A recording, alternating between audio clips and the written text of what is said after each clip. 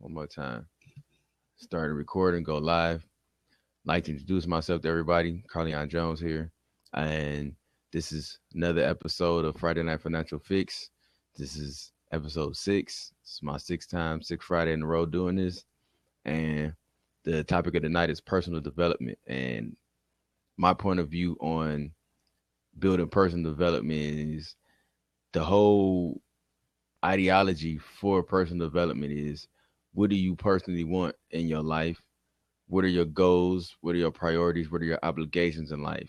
And what steps are you taking to make those goals and aspirations in your life manifest into reality?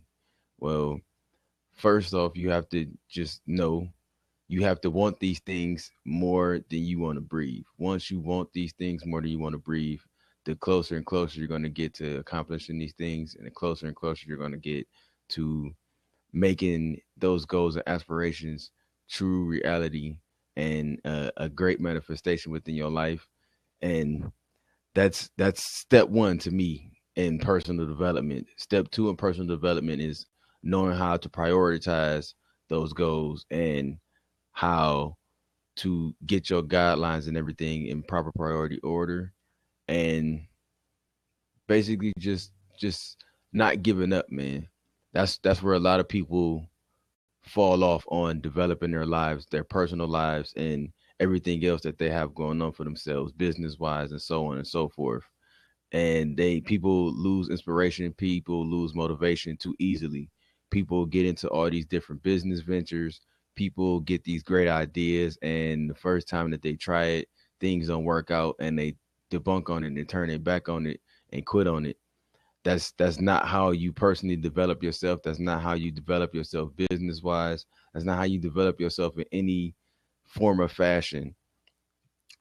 When people start sticking to their goals and sticking to these goals and aspirations that they set up for themselves, and these guidelines that they write down for themselves or mentally tell themselves, once you start physically and emotionally and spiritually going after these things, that's when you're really going to accomplish these things, and that's where you're really going to get your life to that next step, that next elevation of where you want to be at. See, we got a couple new people jumping in here. Brian, see you coming back in again. The bold leader, that's a very great name, man. If you guys want to jump in and talk on this topic, my seats are always open. Always welcome to learn new things from other people. Anybody's welcome to jump in, man. And even if you have any questions on the topic or any insight on what is your whole ideology or what's your mindset on personal development and how do you acquire your mind state of personal development towards fixing your financial issues. That's what we're talking about tonight.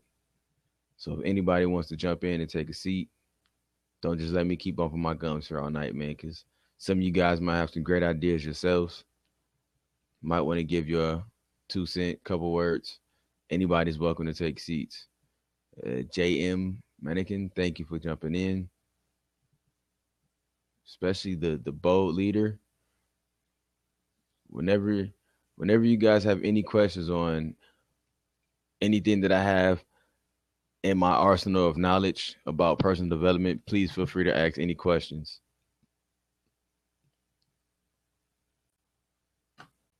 All right. Thanks, Carly. I'll be in a second. Anybody, any more questions about what's my persona or what's my thoughts on personal development or your insight on personal development? The whole purpose of these blabs is for open conversation, open questions. Is I call this pick my brain session. Pick my brain, or maybe you have something for me that I don't know. But furthermore, on like the question earlier, how can someone develop this development towards success? If you can't build your personal development, which is getting your own person goal orientated and driven towards what's your definition and what's your ideology of success, you're not going to be successful in many different ventures.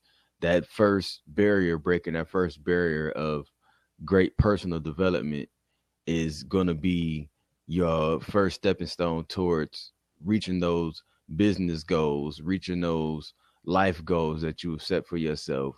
And where a lot of people fail at is they literally they fail and quit. That's the overall failure. See, what a lot of people fail to forget is failure is just your first analyzation in any lesson. That's what failure is. It's your first analyzation in the lesson.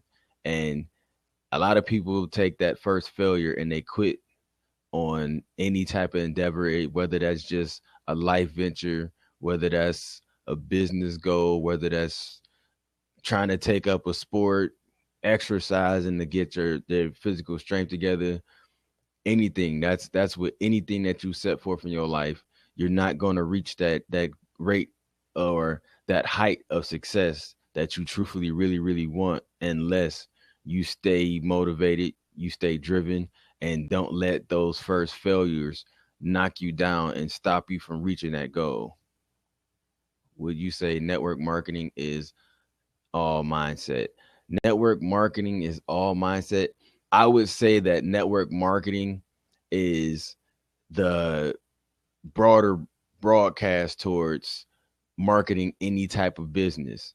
If you don't know anything about networking with others, if you don't have any knowledge of coercing with other people and other different platforms of how to market yourself, you're not going to reach the audience that you truthfully can reach.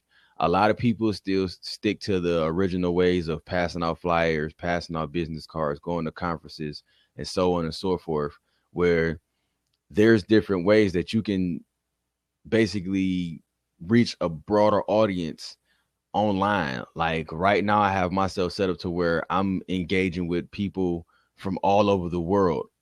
Just 2 days ago, I had a blab session with a brother who was in the Philippines who taught me a lot about just staying focused and staying driven at the things that you can accomplish by staying in that state of mind that you can do it. Can't nobody stop you. The only person who can stop you is yourself, and overcoming yourself. Stop letting yourself put barriers on you and not letting those first failures stop you from keep pursuing that.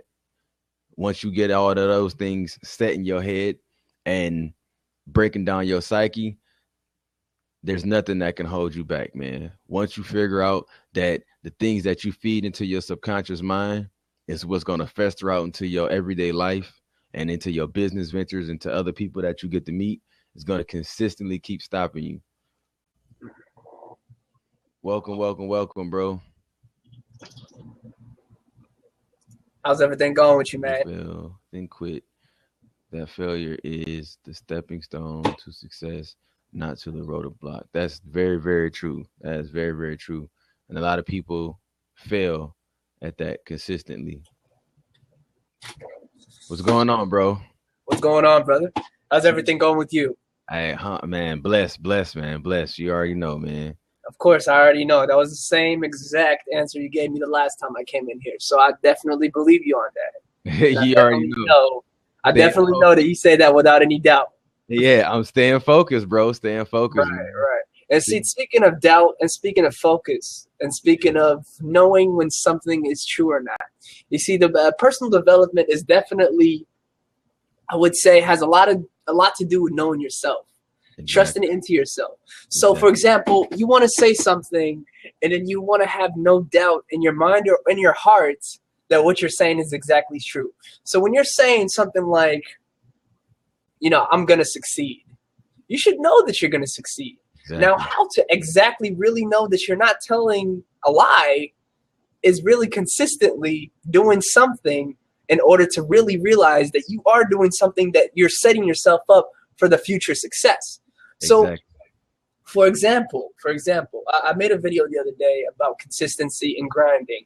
Now, the two things that I really do understand in life, in anything, even when you don't want money, you're going to get money. All right, even when you really don't want money, you're going to get money. As long as you grind and you're smart, you're going to get money. Exactly. You got to be smart and you got to grind. It's like a clock, man. A clock has these gears grinding all day, every day, and the time does not stop. But you know what? It's accomplishing something really important. It's telling us the most important thing in our life, and it's time. So a gear's grinding over and over and over and over and over again without stopping. Yeah. Is accomplishing something that's successful for us as human beings, telling us what time it is and telling us how much we have. And time is really important in our life. We need to realize that using time and how we use time is a big part of self-development, because you don't want to think that it's too late. You never want to think that. You don't want to think it's too late. You always want to be humble and always know that in the beginning or towards the end, you want to be humble, and you always want to know that no matter what it is, no matter what you're doing, success is always around the corner. It's never too late.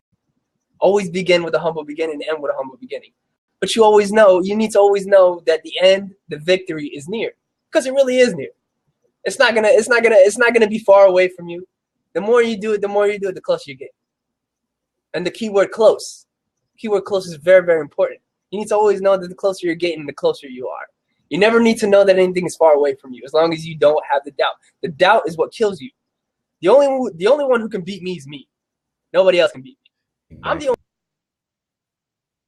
only one who can stop myself from doing something. What's going on, bro? So people need to understand themselves before they need to really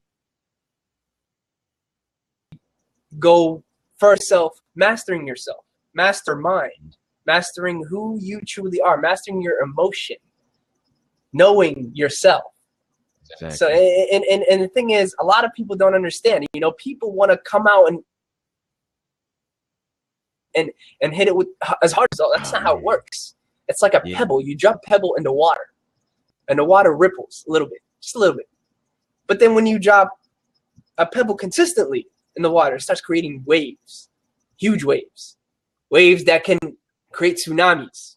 But if you drop a really huge rock, you're gonna get a little bit of a splash, but you're not gonna get the waves that you got when it was consistently dropping over and over and over again with the right tempo, the right consistency, right everything.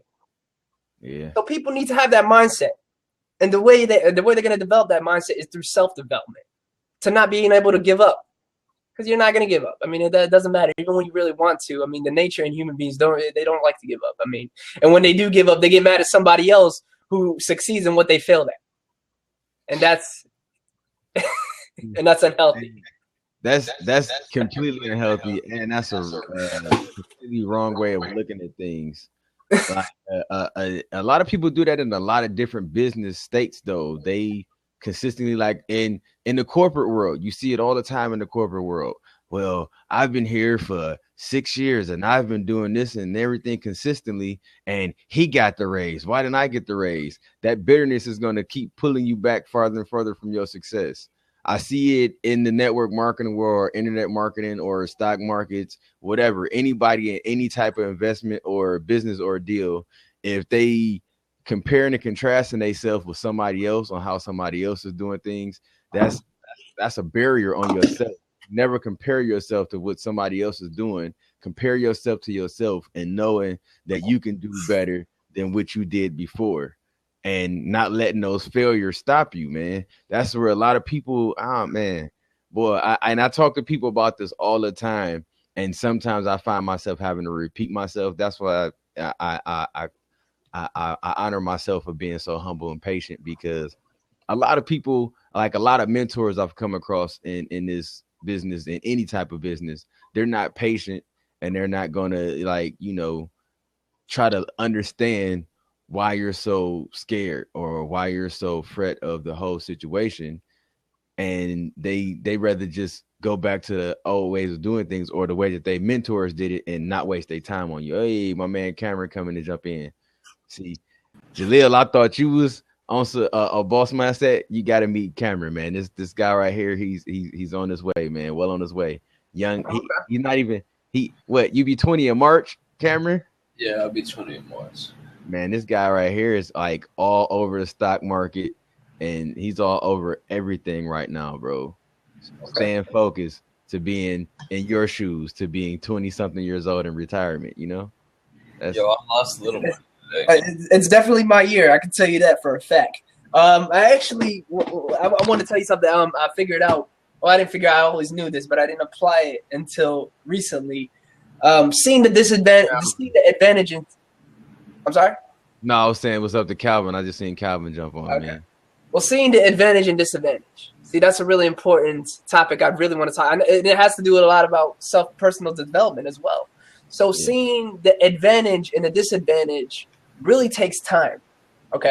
So like art, it's a lot more better. It's a lot more beautiful with time. Okay. So seeing the advantage and disadvantage, I've been doing this for a while now, and I've been looking at, and I've been talking to different people, and I've been really figuring out different types of human behavior, different types of human behavioral pattern, how you talk to them. And I've learned a lot about people. I've learned a lot about human beings. And the one thing that I've seen last week, I kind of had this experiment that I had, that I attempted to do, and it worked out really successfully. I ended up with having another 30 minutes wanting to do business with me because of this experiment. I saw an advantage and a disadvantage. And this is really important for people to realize.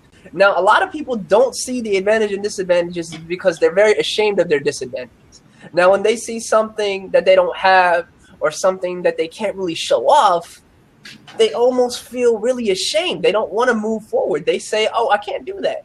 You see, because, and the thing is, I've talked to somebody about this. I was talking to a top leader, and I showed him what my inbox looked like of people wanting to do business with me. And he said, how did you do it? This man I was talking to made about $50,000 a month. Yes, a month.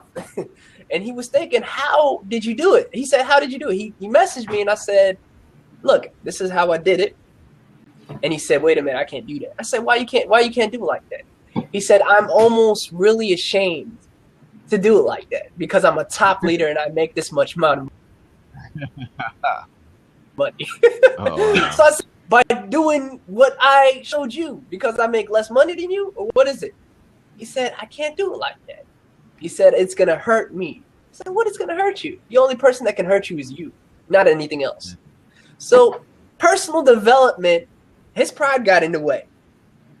Personal development really is a must when going forward and really accomplishing what you really want to accomplish. Because a lot of people are ashamed of themselves and ashamed of things that they to do things in order to get to where they want.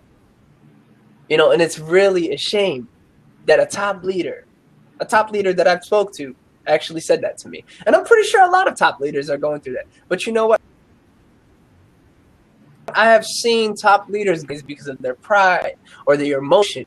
If you cannot control yourself, if you don't have any self-control, then you're not going to have any control with money. Yeah. And money doesn't like that. Nobody actually likes that.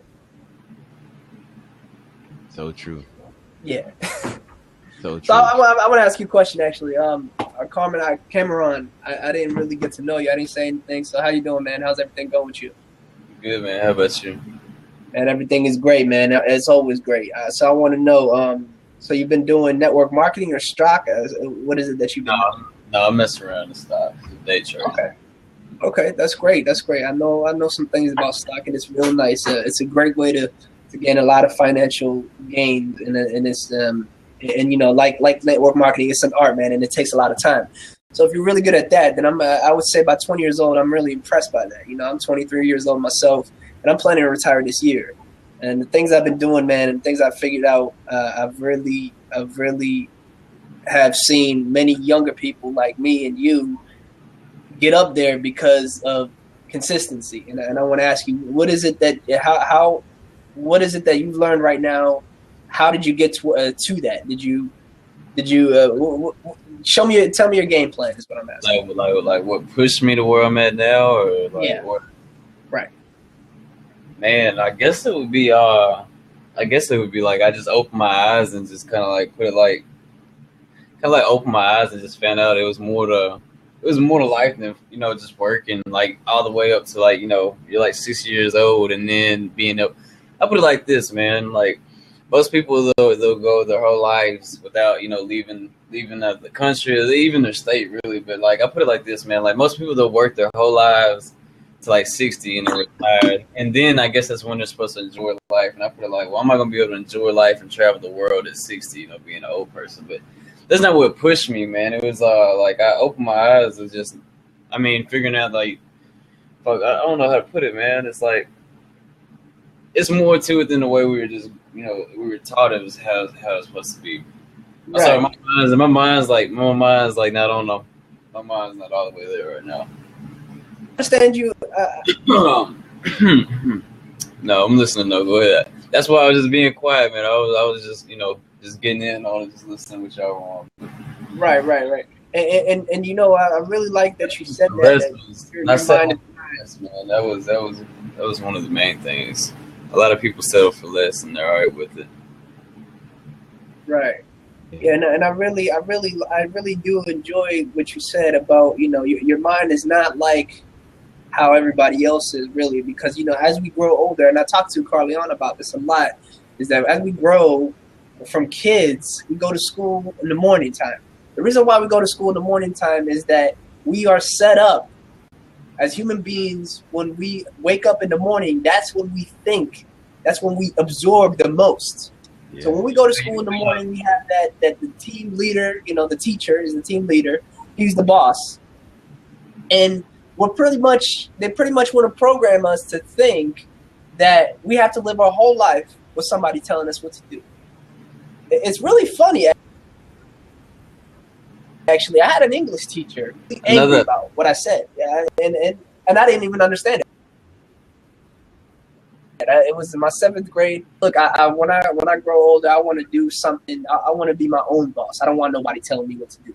She got really upset about that. She said, well, guess what? You're always going to have somebody tell you what to do. She said, and she said the principal's name. She said, he tells me what to do. Then the government tells them what to do, and the superintendent tells them what to do. There's always somebody shitting on somebody's dream, man. I remember when I was in this is always stuck with me. I was in what grade was I in? I want to say I was like in the 6th. I think I was in the 6th grade, right? And I was in a math class. But anyways, I had the math teacher. She was just a bitch, to be honest. But anyways, there was this kid, man. He used to always beat on his desk and shit.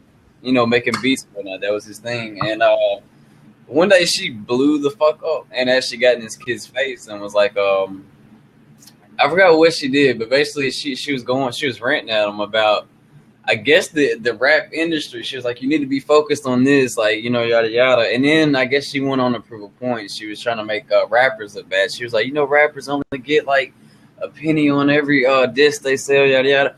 In a sense that she was just trying to shit on his dreams is what that was. But like, there's always going to be people. And I had a counselor. It's so funny. Counselors are supposed to actually fix you. You know, that's what they say.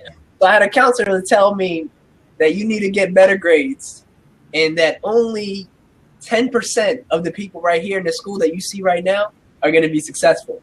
I said, well, I'm going to be that 10%, so I don't have to worry. And he started laughing at me. I don't remember if I was in the chat with like Carleon and them when I said this, but like, man, I've learned since I've been out of high school, man, I've learned way more than I've ever did since I was in high school. When you separate yourself from the box they want you to learn inside of, and like what they teach inside of that box, and they try to put it like anything outside of that box is useless.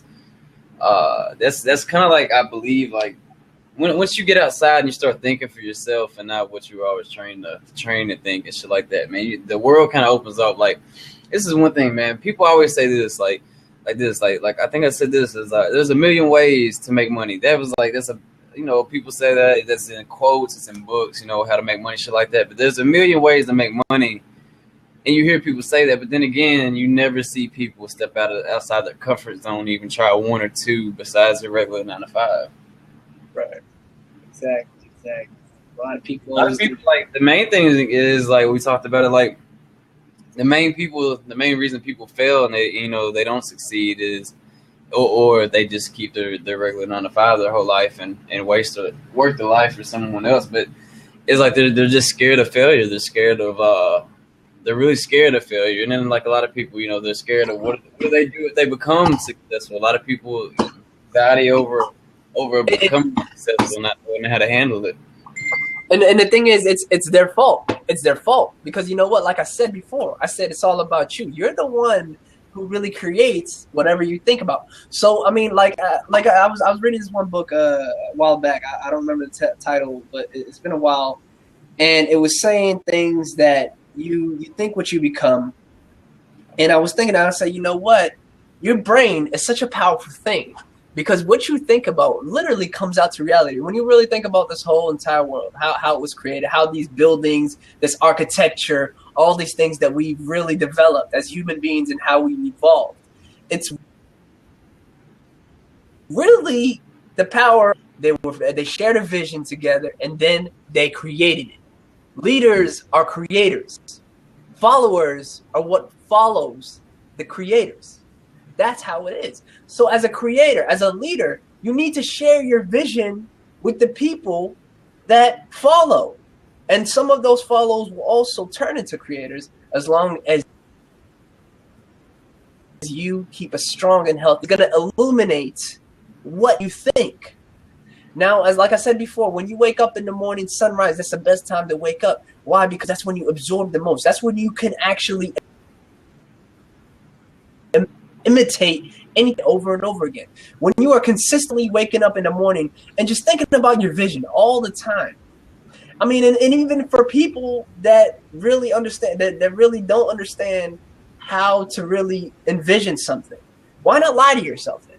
I mean, if you really can't tell the truth and say, I'm going to succeed and really mean it. I'm sorry.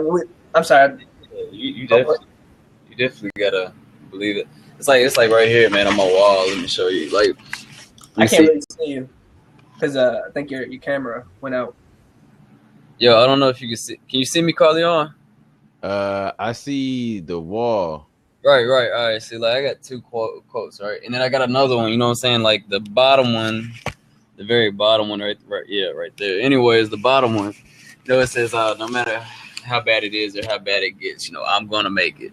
I sleep with that shit, right next to my head. So first thing when I wake up, it's either right there, or if I'm going through a hard time, it's right there.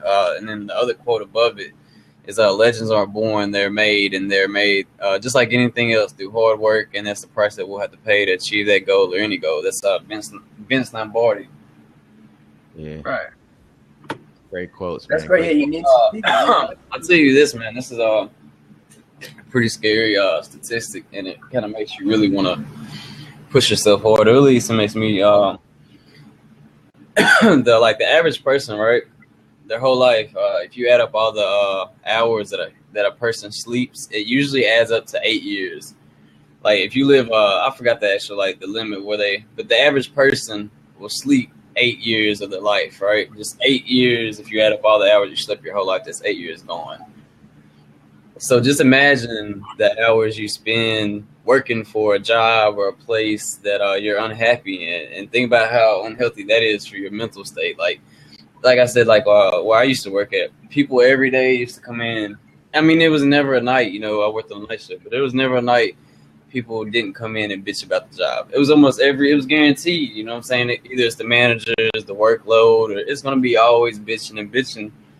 So you just think, like, if you sleep 8 hours, and that's kind of peaceful, you're sleeping 8 hours of your life away. Just think about how many, and you usually sleep around 8 hours, and you usually work around 8 hours a night. So anyways, if you add that up, that's a lot of hours spent being unhappy. You know what I'm saying? Right, exactly. And that's the negativity that you emit every time that you come in or do anything. It all starts at this top. It's a big power source at the top. And when that person takes it out on the person in the bottom, it's going to keep going down over and over again until it collapses. And that's the way it is, until they find somebody new and replaces that person. And see, that's the thing. A lot of people, I mean, and that's what I call modern day slavery. I'm gonna say it straight up. That's what I call modern day slavery. Is when you have a job and you don't want to do anything about it. You're gonna keep going to this job and you're gonna keep going until it really destroys you on the inside, and then you really say no way out. All right, you don't want to progress anymore, and all you want to do is become someone else's slave over it, and that's what it is. I mean, and people don't see that. People will not see that.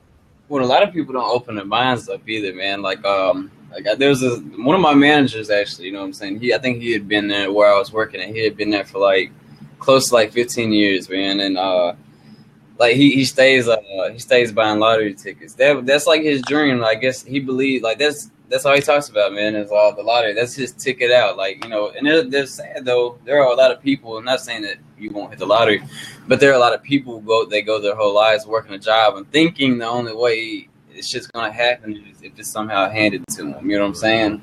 Or like a lottery ticket. They believe that is the way out. Yeah. And that blows my mind. You know what I'm saying? They believe that this is the way out. And I'm not saying that they might not hit it, but that's not the most logical way to think either. And you know what? I'm going to say, like I said before, man, with consistency, anything can be done. And to think that that's the only way out isn't right. But if they keep doing it over and over again, somebody's going to hit something. Because you know what? That's how the money is made. I'm not saying that. But right. I heard you say. You say he's gonna. I mean, I'm not saying that you're not gonna make it, but to think that that's the only way is not right. You're right. That's true. Because there's so many ways to make money. Welcome, Scott. There's so many ways. You could make money any kind of way you want. Anything that you just do something over and over again. Just be consistent with something. You're gonna make money. Even when you don't want to make money, you could say you could run it, but you know what? Guess what? You keep doing it over and over again, you're gonna make the money. It's gonna happen. But you know what? But one thing's for sure, it's gonna be hard. It's gonna be hard. No matter what you do, I don't care what you think, I don't care what it is, it's gonna take a lot of work, and it's gonna be a lot harder than anything else. Why? Because you want to make a lot of money in that particular thing. I put it like this, man. This is exactly what I told them. I'm like, if you're gonna like me, I used to buy lottery tickets every now and then or whatnot. That's not really the point I was going for. It was more of like, if you're gonna put your money in, all your hope and all your efforts into taking your money from your job and then go spend it on lottery tickets, hoping that that's your way out. I mean, think logically, man. I mean, and these are people that always trade in stocks, and I'm like, you know, all the money that you do take from all the hours you're working, you're putting into a lottery ticket, you're doing this, yada yada. It might pay off one day, it might not, but in the end, it's like you could have been investing your time and your effort into a whole lot of different things. And I want to share something. I want to share something with you, actually. You know what? And there's another scary thing that I really want to share. And like I said, it's not my intention is not to scare anybody, but really it's to motivate, because that's what I do. I inspire others to succeed. So one thing, and before we introduce Mad Singers, and hello, how you doing, Mr. Mad Singers? I want to go ahead and share with you guys something that I found out. And this was not recently. This was actually the beginning of my time in network marketing. So in about 15 to 10 years, most people's degrees that they've worked so hard to get, 2 years, 4 years, 8 years, whatever, PhD, doesn't matter. Those degrees that people work so hard to get isn't going to matter anymore, you know? And it's going to be 97, middle class is going to be done. It's going to be 97% poor and 3% rich. It's going to be a side that you got to choose. Which one do you want to choose? You want to choose low class, or do you want to choose high class? And it's going to be don't really see that. And if no one does anything about this, they're going to be a part of that 97%. And when you see most people right now, what they think like, how they do things, and how close-minded because of what they're going through and not being free from what they're trying to do, they're going to be a part of that 97%. And it's going to be motivational enough to start doing something about this financial problem that people are having. You know, and it's all mindset. These kinds of things is not something to put negativity on someone's mind, but really to create a new opening and more motivation in order to reach the success, to not be a part of that 97%. Yo, man, where you at, man? I would agree, and I would disagree a little bit with that. I agree with what you're saying in terms of 90% high.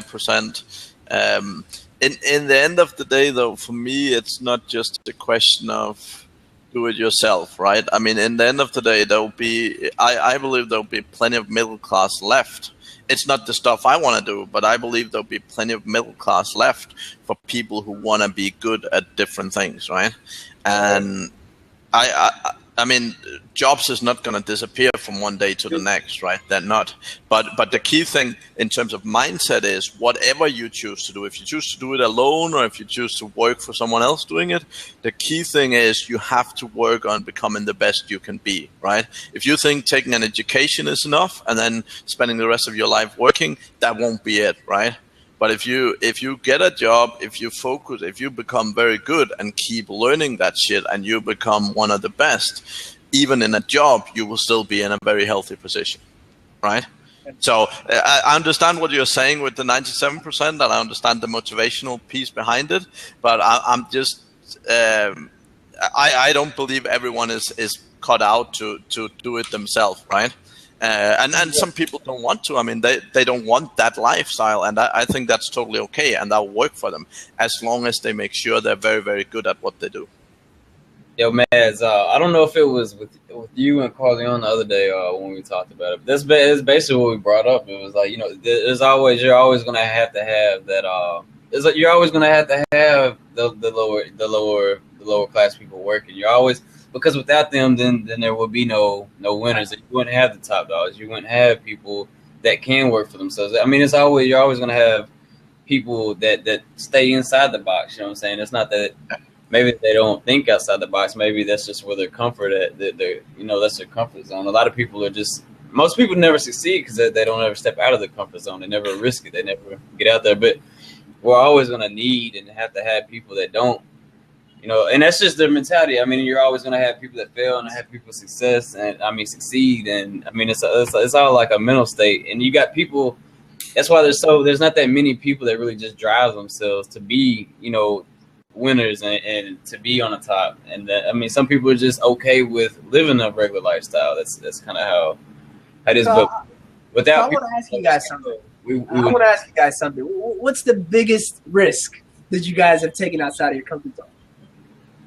Like outside of my comfort zone, quitting my job just to go full-time trading stocks. That's a pretty big one for me. Right. So for me, I left my parents when I was about 15 or 16. Mm-hmm. I moved to a different country literally a month after turning 18. I've moved country several times. I managed to get into a very high-level management position in IBM, and I quit that job to start my own company. And I mean, I think I've pretty much taken all the risks I could find.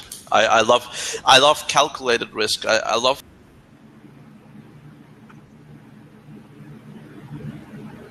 Did he go out? Did he go out for you guys too? Or? Yeah, it seemed like because on mine it's not showing up on my screen. It says open seat. Yeah, same thing on mine too. That's fine. I see. Where was he at again, man? I forgot. Where's he in? Oh, he in the Philippines. Yeah, is he in the Philippines? I thought he was. No, that's where he was at when we had our conversation the other day. He in the Philippines. I couldn't remember where it was. That man right there is inspiration, man, for my life right now. He's 31 years old and has seen 69 countries, man. We had a great chat the other day, man. Oh yeah, I'm not as fired up as I was, you know. My mind's not even straight. I mean, I've fucking been up since early this morning when the market came. Don't feel bad. Don't feel bad. I've been up since like 6:30 this morning, bro. Like I literally did not want to do anything but was up. Yeah, I didn't turn my computer on until like 10 o'clock this morning. I was just focusing on other things and just like trying to build my guidelines through my life for the day, man. But I've been fucking. Speaking of time, man, I actually got to cut it short a little bit today, man. I can't stay for longer. Hey, just long as you've made your presence felt, man. That's right there. We'll run back across each other, and I'll be like all in my shit to talk. My mind's all the way there. Hey, yeah, but before I go, man, I do want to say this for a lot of people is that whoever's watching this, whoever's gonna watch the recording of this, I really want to leave you guys with one thing: is that every time that you think of something good, something that you're happy, that's when you're most powerful at. Every time that you do something with positivity, then you're going to get the positive in that. And every time you think of something negative and whatever that you want to do, then you're only going to get the negative into that. So you are doing what you are wanting to do. So guys, I really want to leave you guys with this. No matter how worse, bad it gets, that's your test right there. That's your mind wanting you to become stronger. You're only sculpting yourself to be who you're truly going to I gotta become. write on the wall right there. No matter how bad it gets, or no matter how bad it is, or how bad it gets, I'm gonna make it. That's right. That's right. So, guys, you are sculpting yourself and your mindset always, consistently, and it's not stopping. All right. So, whatever it is that you're going through, what doesn't kill you can make you stronger. All right. So, thank you guys again for having me out on this blab. I appreciate you, Carleon. No But problem. I gotta do some things, man. I can't stay long, but maybe next week. Of course, I'll see you again. And I always enjoy Blab sessions, man. You the man. I'm just a humble servant still myself, bro. Don't. Y'all just serving a purpose, man. Yeah, I got you, man. All right, I appreciate it. Nice meeting you, Mr. Cameron and Matt. Before I go, what kind of company have you started? I really am interested in knowing that. So I have here in the Philippines. I'm staying in the Philippines right now, and I've started a virtual assistant company. Oh, okay. So basically help people all over the world with virtual assistants. And in about a year, I've managed to go to 35 people. So that's pretty. That's beautiful. Man. That's beautiful. All right, bro. Well, thank you guys again, and it was real nice to meet you guys. Thank you guys for having me, and I'll see you guys next week, hopefully, definitely. All right. Sure. It's a pleasure to see you guys. Have fun, man. Man, Mads, what's on your mind, man? What's on your mind? What's your whole aspect of personal development? What's your definition of personal development? For me, it's about learning to learn, right? As I always say, the number one fundamental flaw I have with the traditional school system is they teach you to remember, right? But learning is not about remembering. For me, learning is the ability to learn skills and new things in general, right? And the most important thing you can do as a human being is teach yourself how to learn, right? If I want to learn shit, I don't walk around saying, oh, I don't know, right? If I want to learn something, I go out and I know how to learn. So I go out, I find the resources, and I fucking learn it, right? I'm a very, very passionate learner, and if there's something I want to learn, I mean, I can dive in for a week. I mean, I can forget to sleep, I can forget to eat. I'm just so focused on learning something, right? And that, for me, that's the essence of personal development. In the beginning, it can be very, very hard to get started because people often sort of struggle the motivation of why would I want to do that, right? But it's really about creating small victories, right? So it's about saying, okay, I've never played a guitar. I want to learn to play a guitar. And then, I mean, you can sit and watch some YouTube videos, or you can do whatever you want, right? But just find something small and just start going at it, right? And when you do that a few times and you see, hey, I'm actually in control of my world, I'm in control of who I am, right? Then personal development really starts kicking off, because that's when you get to the stage where you realize you can change your circumstances, right? And you realize that you're in control. Yeah. So go ahead, Cameron. Yeah, this is it's kind of off topic, but yeah, I was just kind of thinking, man. Like Carleon, like when you were in high school, like tell me this is like right off the top of the head, but like what trade and man is like when you were in high school, what trade did you really learn besides like simple stuff like math, English, and just history? What trade, like actual trade? Trade that I actually learned in high school, and that was only because right as I was leaving middle school, a lot of the high schools in the city that I'm from started a trade program within the high school, but it wasn't too focused in on trades that people really wanted to go after for real. It was just like specifics. Like the high school I went to had 2 trades. It had sports management and agriculture. So yeah. See, that's kind of like exactly. So I did sports management. A lot of people went to a couple other high schools for like carpenter. Well, it wasn't carpentry. It was mostly like automotive. So basically, the training that we were getting through high school was either sports management, either you from the hood, you're gonna be an athlete, or you're gonna learn how to grow these plants, or you're gonna learn how to fix cars.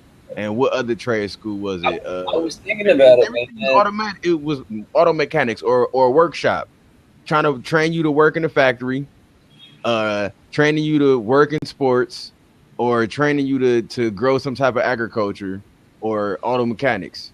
See, in like in high school, like by the to get all your credits to graduate, you at least got to have like so many credits in personal finance. That's about like this forest thing is they give. Now, when I was in middle school, man, I remember. So when I was in middle school, they hit us at a young age. Like one time, for I think it lasted for like 3 days. They had this like financial people come in, and I think I was in like I want to say 8th grade or something like that. But anyways, they had some financial people come in, and for like 3 days, they gave us some fake checks, to practice on. It was like a 3-day course on balance and finances in the 8th grade, and they taught it for 3 days, and then they're gone. It's like they don't really. It's like most of when I sit back and think about it, they really set you up to be in the work field, man. They really set you up not to be self-sufficient or to be be able to work on your own or be on your own. They kind of have it put out where you're gonna you need somebody to sustain yourself. Is kind of how they put it. But when I was thinking, what I was getting at is like I sat back and thought, I'm like they never really just taught me a trade that I brought out into the world, man. Like that it's besides like the basics that I use every day. It's like as far as math and it's not nothing even hard math. Maybe multiplying and subtracting and shit like that. I'm not doing calculus or anything like to figure out what I need to do in my life. But it's like a lot of things are just set up. They set people up to be the underdogs. You know what I'm saying? They don't really teach people how to be the best that they can be, or not say like that, but they don't really just teach people how to be self-sufficient without depending on another man to give you what you need to survive. Exactly. The two people. Oh, yeah. Go ahead. And everything they teach you is usually going to apply to working under somebody. I think in the end of the day, though, with the school system, that have a certain logic. Right. I mean, in Denmark, where I come from, you can take entrepreneurial specific educations. Right. The problem is, in most cases, right. I mean, I'm pro being very specific.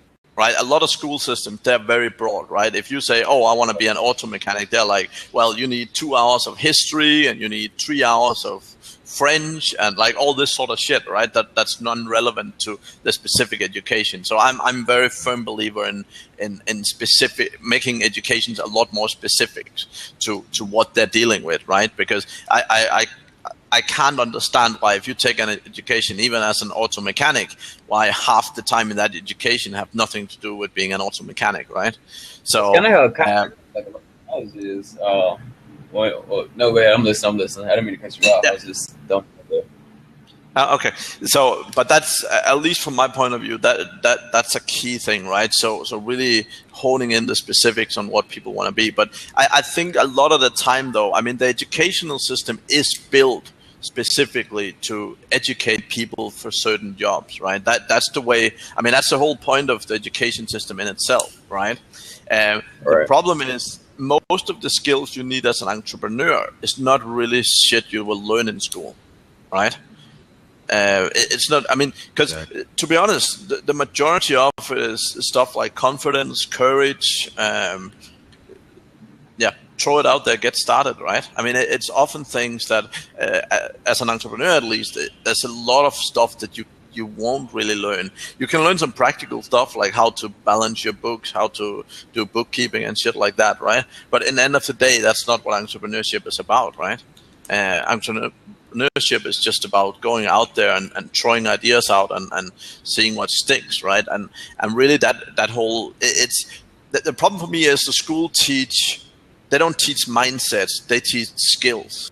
And there's very, very few skills that you would learn in school that are actually relevant to entrepreneurship, right? Right. But you're right. I'm glad that they got entrepreneur passion where you at. Yeah, well, I mean, if you're in any school, right, and you say, and people ask you what you want to be, right? I mean, your guidance counselor will have a whole book of jobs you can do, right? But entrepreneurship is not one of them, right? It's not. I just like how most of everybody I went to school with, man. It was like right now, it's like most of everybody I went to school with. Besides, like if I break it down, like right now, when I was in high school, by the time I graduated, everybody was either want to be a nurse, or there was mainly it. Like all the females wanted to be nurses, and then the guys either if they didn't get scholarships or weren't playing football or some type of sport, then most of them, if they were going to college, they're going for like somewhere and most of them would be like the first thing they say is they want to go for some type of business education, stuff like that. But like most of them, I mean, that's just how it is. Like I just see that like most of them, like the females, I'm not saying we do need nurses and we do need dedicated nurses, the people that care about people, but it seems like that's just like the last option. It was just like fuck it, it's just like I'll be a nurse. I'm not saying that it's easy to be a nurse, but it seems like it's either. Most of the females I knew, they're like, either I'm going to be a teacher or I'm going to be a nurse. Like, there's a million things you can be, and it's like their mind is constricted to like 1 or 2, 3 different things. But in school, that's very normal, right? I mean, if you look at it realistically, most people, their philosophy of what they want to do is generally attracted to people that they know. Right, so either if they have a parent doing something or an uncle doing something or a very good friend doing something, they're like, okay, I want to do that as well. But if they don't get exposure to like people don't get exposure. It's not like you wake up one day and say, oh, I want to be a car salesman, right? Or yeah, I want to be a hairdresser, right? I mean, it's not like most people don't wake up with it, right? The way people find shit is they go out and try stuff, and suddenly they realize, hey, I love this shit. Right, and the problem for me is that the education system. I mean, in Denmark, where I'm from, a high number of people is 25, 26, 27 before they finish education and go get their first job. Right, so if you've spent X amount of years taking an education without having a clue what that job's about, so many people at 27 get an education, go out, get a job, and realize, hey, this job sucks. I don't want to do that. So I should go back and take another education. Right? Waste of a fucking life. Yeah. Man, that's what's so sad about the whole educational structure, man. In majority of societies now, like a lot of people don't realize, man. In China, they go to school year round in China. Like everybody else, we get summer breaks. In Europe, they're lazy. What do we focus our kids on doing? Huh? In Europe, people are lazy. I mean, I live in the Philippines now, right? And most of the people here that go to college or whatever, right? They start at 8 a.m. in the morning and they get home at 8 p.m. at night. And it's not 5 days a week, that's 6 days a week, right? They only have Sunday off. Exactly. Like these guys are doing 12 hours a day, 6 days a week, right? Now, the problem is that they're going to overtake everyone else in terms of traditional jobs, right? Because in the end of the day, it's what you put into it. If you put enough hours, if you throw enough hours at shit, eventually, if it sticks, then eventually you're going to be very good at it, right? The problem here is the same as everywhere else. They don't learn to think by themselves. They just learn to execute jobs, right?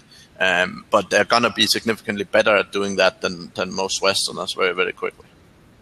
Hey, Mads, I wanted to add something to you, like you said earlier, though, but it was just to add to it. It was like another thing that, and it was like maybe with another guy, what's his name, when he was in here, but like you got to really have a want to learn. And it's not like say learn and, put your head in every single book, but this is like to be open-minded to suggestions, open-minded to a lot of ideas. Me getting into trading, right? That was me being open. Like when I got out of high school, I didn't know shit about trading, and then now I know more than I've ever known about it. But what I was getting to is like, man, the main reason I want to trade is to be, self, financial freedom, all that good stuff. But it's to really travel the world, man. It's like I want to travel the world before I die. think it's, you know, you got one life, you know, it's a beautiful world. I just want to see it. But anyways, like my main goal is just to see life and more perspectives than just mine. Like I want to see how other people live, how other people think, and I think from that, just having a want to learn, man, is what drives a lot of people. Like you said, a lot of people aren't cut for it. A lot of people don't think it's necessary to learn more than, especially like when they get out of high school. A lot of people, you know, that they're tired out of high school. They're just, I'm glad I'm out of high school. I'll go get a factory job and be fine, you know. And once they get a family and shit starts getting hard, and then they're really budgeting their money out every week, and if one thing happens, if you know a car messes up anything, then they're scrambling to get their eggs back in place. But it was like me, man. I've noticed something, like since I was young, I've always watched like boring shit, like, you know, just boring educational videos, documentaries. Like I'm more fascinated in documentaries than movies. You know, I love documentaries, and I'll bury myself in stuff that I'll probably never learn, you know, I'll probably never need in life, like, you know, just documentaries on random stuff. But it's like I want to learn, man. It's like to take in as much as you can. And I said this in a Facebook post a long time ago, and this is what it said. A lot of people say that money is evil. You know, money is the root of all evil. And I had put a post that said, you know, money isn't the root of all evil. It's lack of knowledge, man. Lack of knowledge is the root of all evil. When you have lack of knowledge, that's what causes most people to do evil things, and most people to do negative things is lack of knowledge, you know. And that's what I was kind of getting at, is to be a sponge, man. Take in as much as you can, learn from people, you know, even if you don't think, you know, that it'll be necessary, take it in if you can. That's kind of how I look at it, is be a sponge to all information. The whole thing with success and even money, I mean, the problem is,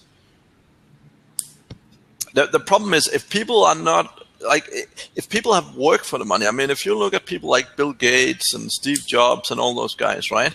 They fucking worked every hour for the money, right? They know how they made them. I mean, if people would go empty their bank accounts, they could do it again, right?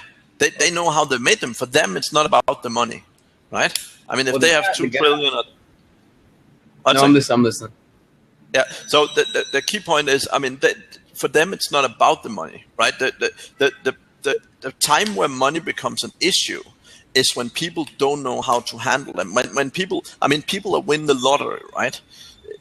I think it was 65% of people. They interviewed a whole bunch of people that have won significant lottery winnings, right? And 65% of them, 5 years later, would have preferred never to have won that money. Right? I've watched a documentary on some lottery winners, and most of them end up going bankrupt. I've seen like 3 of them that went bankrupt, and like you said, most of them that don't, they wish they never won it. But the thing is, they don't have the mindset to have the money, right? The problem is people walk around saying, "Oh, I wish I had these things." But the thing is, for most people, it's like you're saying. A lot of people say they want to travel the world, right? But for them, it's the illusion to get them through every day. They're like, "Oh, if I work hard for 2 years, I'll get to travel somewhere," right? But then in the end of the 2 years, they don't actually. I'm not saying they don't want to travel, but they don't have the courage to do it, at least, right?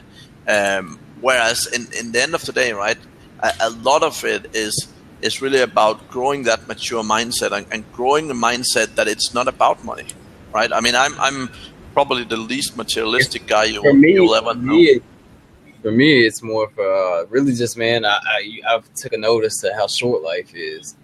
And I really noticed how short life is. And like, I went into like deep thought on that for weeks, you know, about death and stuff like that. And I put it like this, man, you'll be lucky to hit 60. All right. Now, if you look at it like that, all right, I'm lucky to hit 60, maybe 80, you know, just put it like your max is 80. Look at it like, you know, like quarters, you know what I'm saying? Like, I'm 20.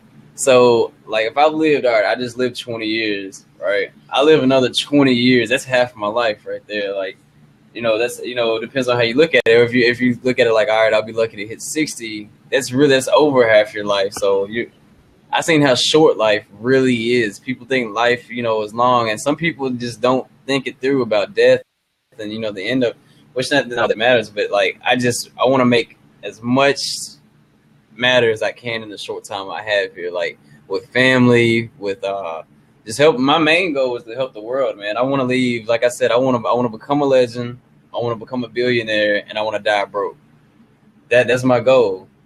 And what I mean by that is, I want to go out helping the world the best I can. Whatever money I have in the end, I don't want it to be passed on to my kids. In a sense, I'll have some of them took care of, but I don't want, if I do run into a lot of money, I don't want them to be. I don't want to take away what I had. I don't want to take away the drive to learn and to be, self-efficient. I don't want to give them a lot of money to just, not have to do or work for it or have that mindset. But in the end, when I do die, I want all my money to go to different charities. And while I'm alive, I want to be in stuff, big stuff to help the world. Really, that's my main goal.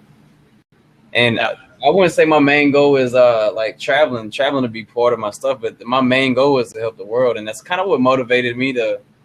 I mean, I put it like this: in 20 years after you die, nobody's gonna remember you. You might have like one or two family members that think about you, but think about guys that we don't even know is related. But think about guys like hundreds and hundreds of years ago that have done great things for mankind. We still talk about them to the day. They're written in the history books, and that's kind of I want to leave. That's kind of what motivates me every day. I want to go out because I know in 10, 15 years after I'm in a casket under the ground, nobody's gonna know Cameron Thoman, except for my family. So that's more of I want to do as much as I can for the world, and if that happens, leaving my name in the history books, that's just an extra. That's a positive, that's just a extra bonus on top of it. Yeah. Well, I would say go travel. Yeah. Do you get an echo? Yeah. Yeah, a little bit. But that's another thing. The traveling thing is just a bonus on helping people. Is traveling the world and getting a different perspective, getting to see how people live through their eyes, and actually go there and see how they live and see how they think. And, and on the way, meet other like-minded people and people that are, in, way higher places than me and just get, I'm pretty sure that'd be an extra motivation. But that's actually my life goal, man, right there is to help people. And that's really what motivates me. I've always had that, man. Like, when I help somebody out, I'm big on helping. I used to always cash my check, and after I would cash my check, well, I didn't cash, I had direct deposit. But every time my paycheck used to hit, there's this gas station not too far from where I live, and it's a lot of homeless people hang out there and stuff like that. Yeah. Every morning I used to get off work the night my paycheck hit. I used to always go to that store, and the store sold food or whatnot, and I would go in there and just pick out a whole lot of random stuff, go to the drink thing, and just grab a whole lot of different random drinks. And go and pass them out and pass a few dollars out while I do it. But that was how I always like the feeling that I got afterwards, man. And I always just that feeling. That's the best feeling. It feels better than getting a paycheck. It feels better than really just anything I've ever got. Yeah, dude, man. When I first moved down here to Georgia, man, we used to go out every Wednesday and go downtown in Atlanta. And basically, like, give food out to the homeless people, man. And, like, we would give out clothes, to hide things for their hygiene, blankets, and so on and so forth when it got cold outside. And, like, literally, man, I caught myself in a moment where we ran out of gloves, and I basically gave dude gloves off my hands. Right. And afterwards, at first, I was thinking, like, man, like, dude, I'm about to freeze. But then I thought about it. I was like, I got somewhere to go at night. Yeah, I got somewhere I can go sleep. He don't, you know what I'm saying? So at the end of the day, he needed those gloves more than I did. That's why I gave them to him without thinking twice about it. But the best thing I've ever heard, man, it was give with never without remembering and receive without ever forgetting. And I remember, I've always kept that in my head, man. And that's as you think about it, that's a really powerful statement, you know what I'm saying? And because I hear a lot of people, you always. That was that, man. Just give without remembering and receive without ever forgetting. And that shit, man, that's deep. But I agree completely. That's sorry. What I was trying to say before, Cameron, is that for me, I mean, traveling and meeting other cultures and so on has probably been one of the most powerful things. Also, in terms of my personal motivation and so on, because I mean, generally I love meeting people, and which is why I love the likes of Blab, right? But I love meeting people with great mindsets, and I think you can learn so much from talking to and listening to other people, right? But for me, definitely traveling and really experiencing different ways of life and different cultures, and you can sort of pick and choose what you like each place, and pretty much everywhere you go, you take something away from it, right?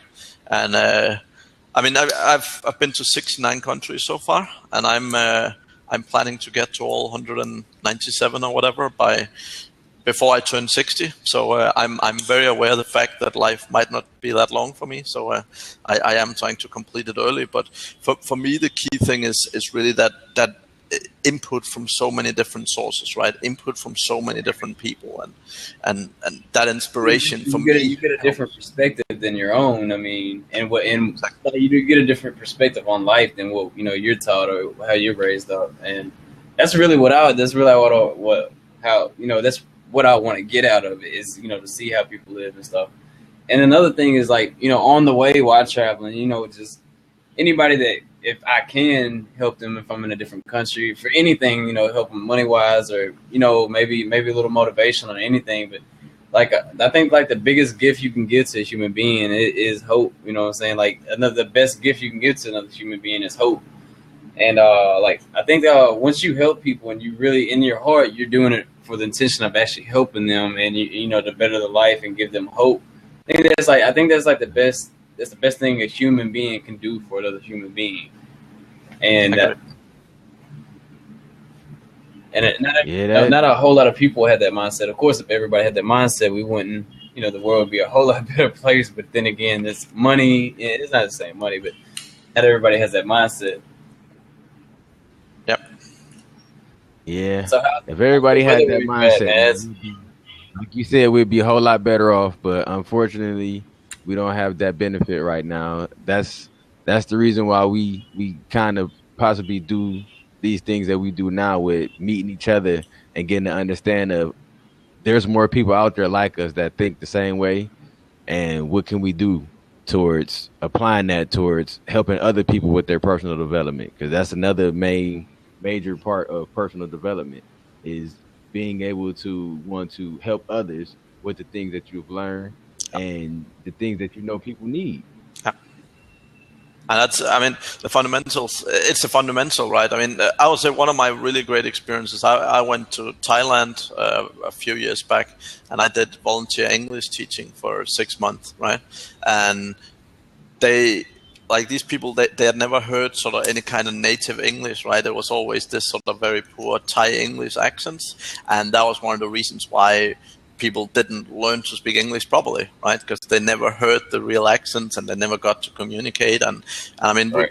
we were a whole bunch of people out there, but again, that was a great experience because it was just a question of giving, right? And when you're really in the mindset and when you're really focused on just giving without, as you said, without looking at what can that person do for me, etc., then you really put yourself up for success.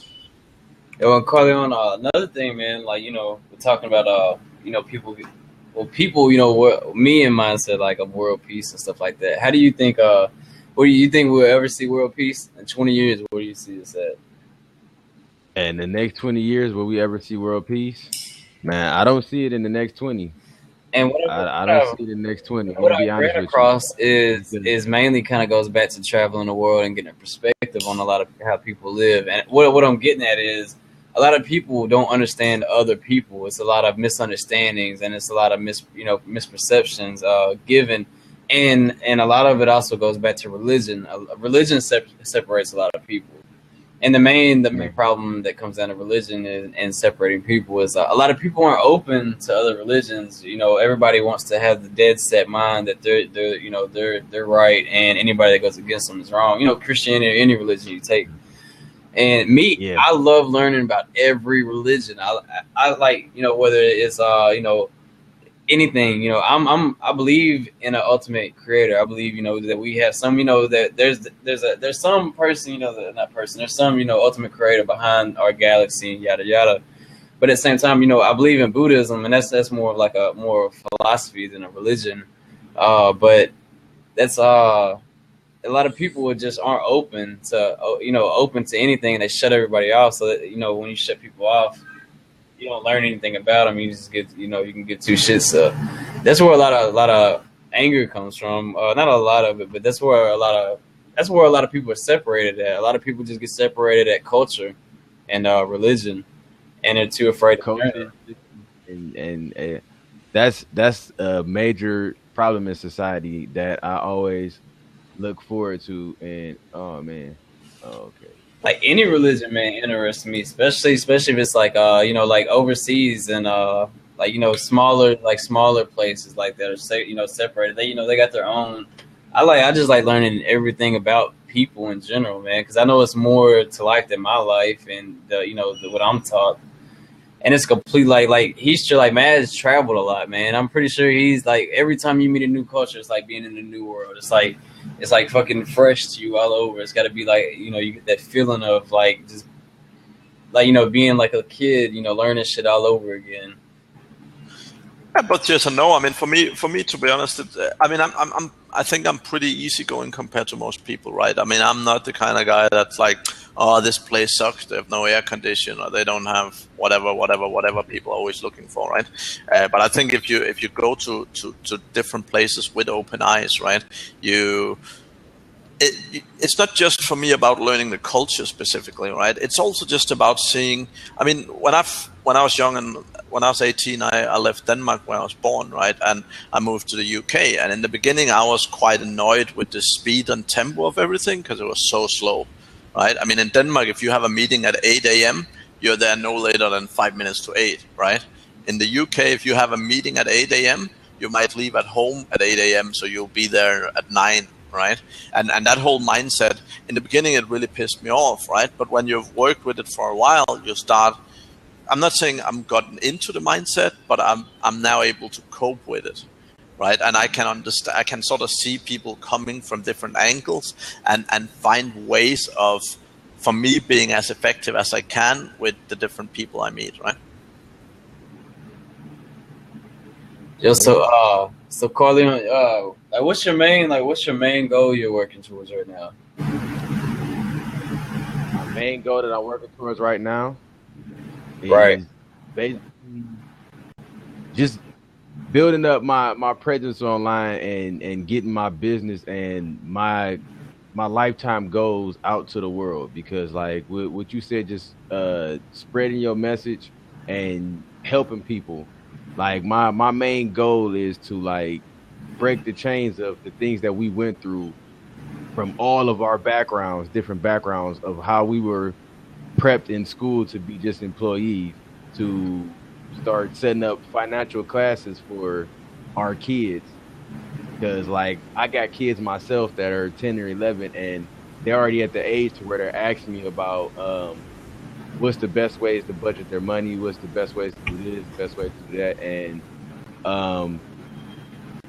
what should I be focusing on, and how should I set guidelines for my life at 10 and 11 years old. So these weren't things that we had people to talk about. Like my generation and the generations that's coming, our kids are going to have a little bit more beneficiary in the education background than we did, because we actually have a set of parents to where we're thinking about learning these things and helping people either our age, older than us, or people who are trying to do business. But now we have the aspiration to where we can start teaching these things to our kids and maybe start putting up money towards putting these type of programs in our school instead of just talking about it amongst each other, and actually start putting the foot out to actually get these things done, because it's a stepping stone. It's just like with all the different movements and through history was all processes toward breaking away from behaviors that put people in a certain mind state in a certain deficit. And right now we are in the stage where we can start getting our message out to more people with things like Blab and Periscope. We got Facebook, got live stream. They got Insta Live now. We got different ways to reach out to people, and also we can still like start with our communities. But the thing is, like, what we have to stay focused on those things and stay consistent. We can't just sit up here, meet every Friday and talk about it here and not spread the word to everybody else. It's not making any it's not manifesting any change. It's not doing nothing but just keeping it between us. You know what I'm saying? When we get out of these blabs, we need to still spread that message to other people. Right. We still need to get all these thoughts and processes that's going on in our heads and all this different knowledge that we've consumed from having these different thoughts and having these different feelings. And now we've got to a point to where we better understand finances. We better understand how business works. We better understand all these other things. We got to start moving on it, man. And moving on it is, like I said, when you say helping other people, spreading that to the communities and to these kids, man. Got to. I like how you said you were trying to teach like your nephews and stuff at a young age. That's really good because most people like just take stock markets for instance, and it can be like whatever Mads is in because I don't know a whole lot about what Mads is in, and a lot of people don't like stock market. Most people they hear the name and like stock market or anything to do with it, and most people just the word they just think it's too complicated. I think you got to have degrees to get into it or a lot of money to get into it. And but what I was getting at is getting taught at a younger age. Like me, I didn't really just learn about it till I got out of high school. And after you get into it, you notice how easy it is. Like after you scratch the surface and you actually get into it, you start working your way and you get familiarized with it. It becomes easier and easier and easier. But all I was getting to is like you were teaching them at a young age, which is really good. The link I posted in the comments right there, man, is a 10-year-old stock trader, right? That's a pretty good video you should watch. But he's a 10-year-old and he was actually getting interviewed by I think who was it? Tasty Trades. Yeah, Tasty Trades. They're big they're like a big broadcast. I guess they're like a little like a late night show. You know what I'm saying, kind of thing. But they deal with trade, the stock market, and big news in stock market, and different people that go that are in the stock market. But he's a 10-year-old that he trades stocks, and it is it's pretty crazy, man, to be 10-year-old and he's messing around with a lot of money, and that's what he does. And like for his and this isn't a lot of stuff for his 10th, what was it? It was either his 6th birthday, his he started getting into it really young, but I think it was like his 6th birthday when he turned 6 or somewhere around that age. Me, when I was 6, I was asking for like BB guns and stuff. This kid was asking his grandpa for shares in Disney, shares in companies in the stock market. So I mean, definitely getting kids when they're young, you can definitely educate them a lot, man. Yeah, and I would say, I mean, Cameron, I bought my first stocks when I was 12 years old. And at the stage, I bought them long-term options, right? So I was looking at 2-3 years ahead already. And when you're 12 years old, 2 or 3 years ahead is a fucking long time. But I mean, I agree completely. I mean, the thing is, when you're dealing with younger people, right, it's a lot easier to influence them if you do it in a compelling way, right?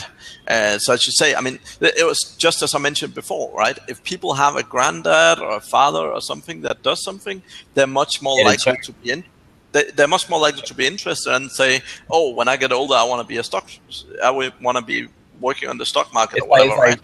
Like most people, like it's kind of like go to like the military, you know what I'm saying? Like most people, they see like their dads or their uncles in the military, most likely they're going to join. And that's how, if you look at my family tree, that's kind of how it, like I said, like if I go in my living room, you can see military badges all on the wall. And I was actually thinking about going to the Marines. So I would have been like the third or fourth Marine in the family. And then we have Air Force, and we got Navy, and we got Army. My grandpa was in the Army. And it's just, and I was like, there's different ways to do shit. And that's really what the military was, man. It was more of a, not that I wanted to just serve my country. It was more of a I wouldn't say a last option, but it was kind of a last option. But even though I thought about the military since I was a little kid and a teenager, and I was always fascinated about it, when I actually got, all right, this is how it was. Like when I actually broke down, I'm like, all right, either I'm about to go to basic, or what else am I gonna do? And that's another thing. I started searching and trying to find out different things, and believe it or not, when I actually got into trading, I was actually laying in my bed, man, and I wasn't even thinking about stocks. I remember I was thinking of different ways about just making money. And I had a job at the time, and I've only recently quit my job. But anyways, I had a job at the time, and I was like, I'm getting these paychecks, and I got these paychecks, and I got a savings account. I'm like, what am I doing with this money? Like, what? So it'd be something more than just getting paid and doing this, yada yada. But anyways, that's what I was laying in my bed, and I'm like, and I wasn't even thinking about anything stock related. I was like, what is E-Trade? I just remember something about investing in E-Trade and growing money. I remember seeing a commercial. That's what it was. It was a commercial running through my head. Then I went to E-Trade, and I was actually just on their website. I wasn't looking at stocks like stuff. I was just going through their website and started seeing what it was about investing.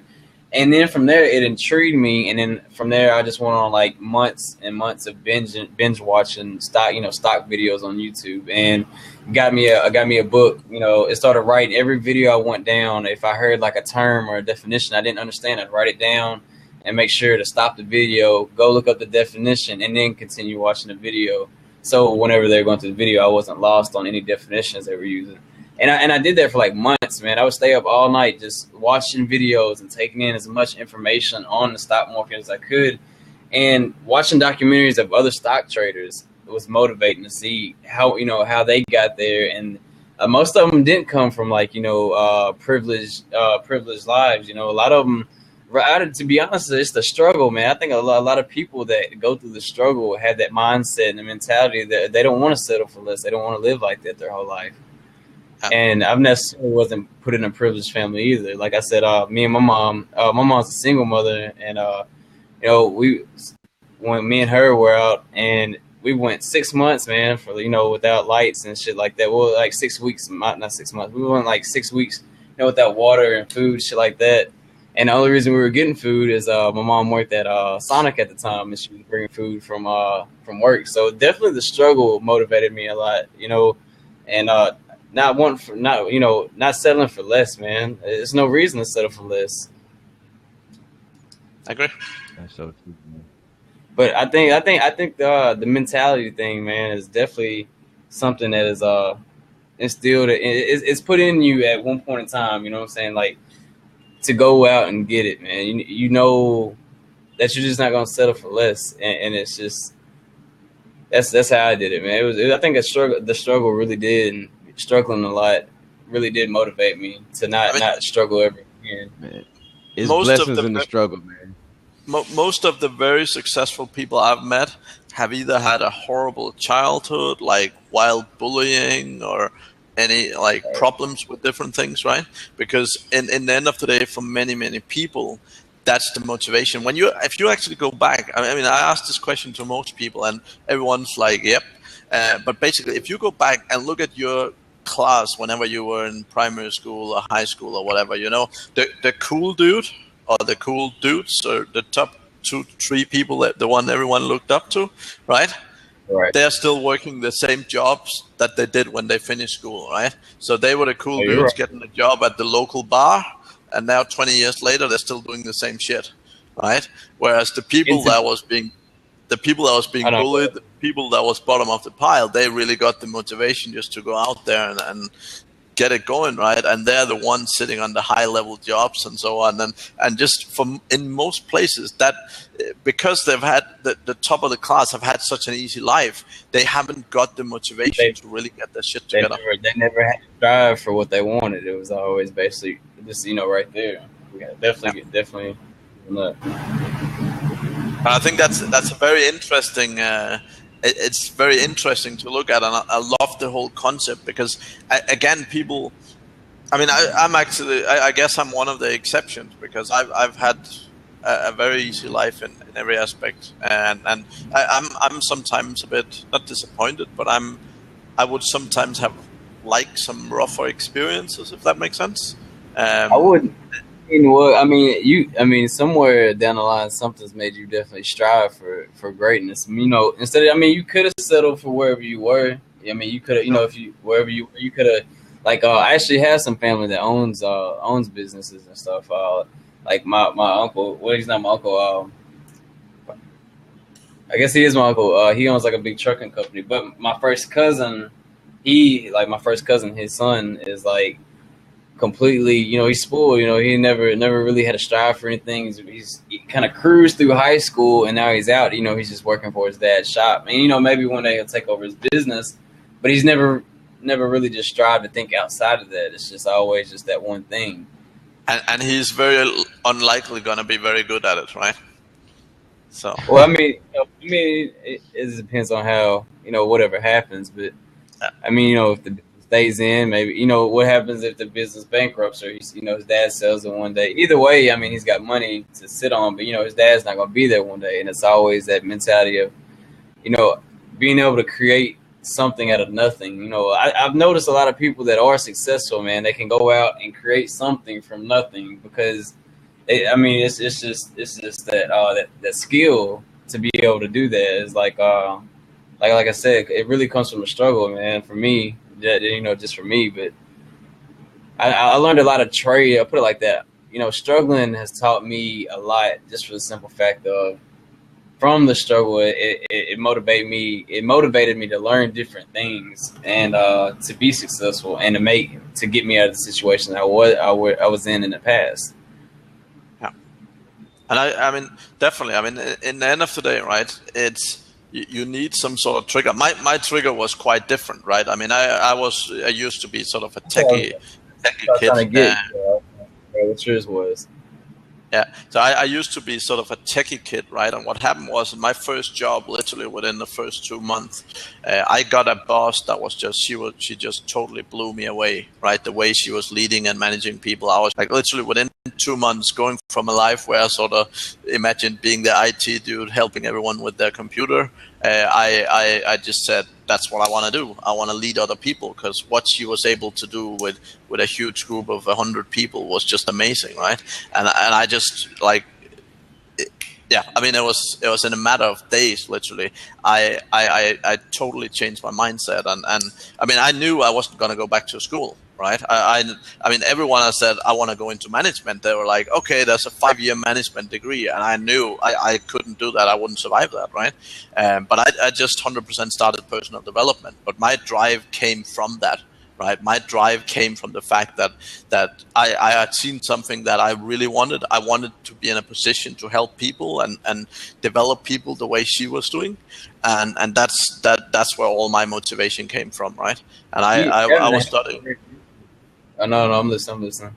Yeah, I was studying like for 10, 12 years, right? I studied at least 3 hours a day, doing reading books. I read 1 book a week. I listened to podcasts. I read blog posts. I met like mentors and people in management, right? And I landed a job within, I think, about 4 years. I managed to get into management, right? And probably one of the youngest people there. And the funny thing was, when I looked around at all the managers, right, even if they were 10, 20, 30 years older than me, right, none of them had studied as hard as I had, right?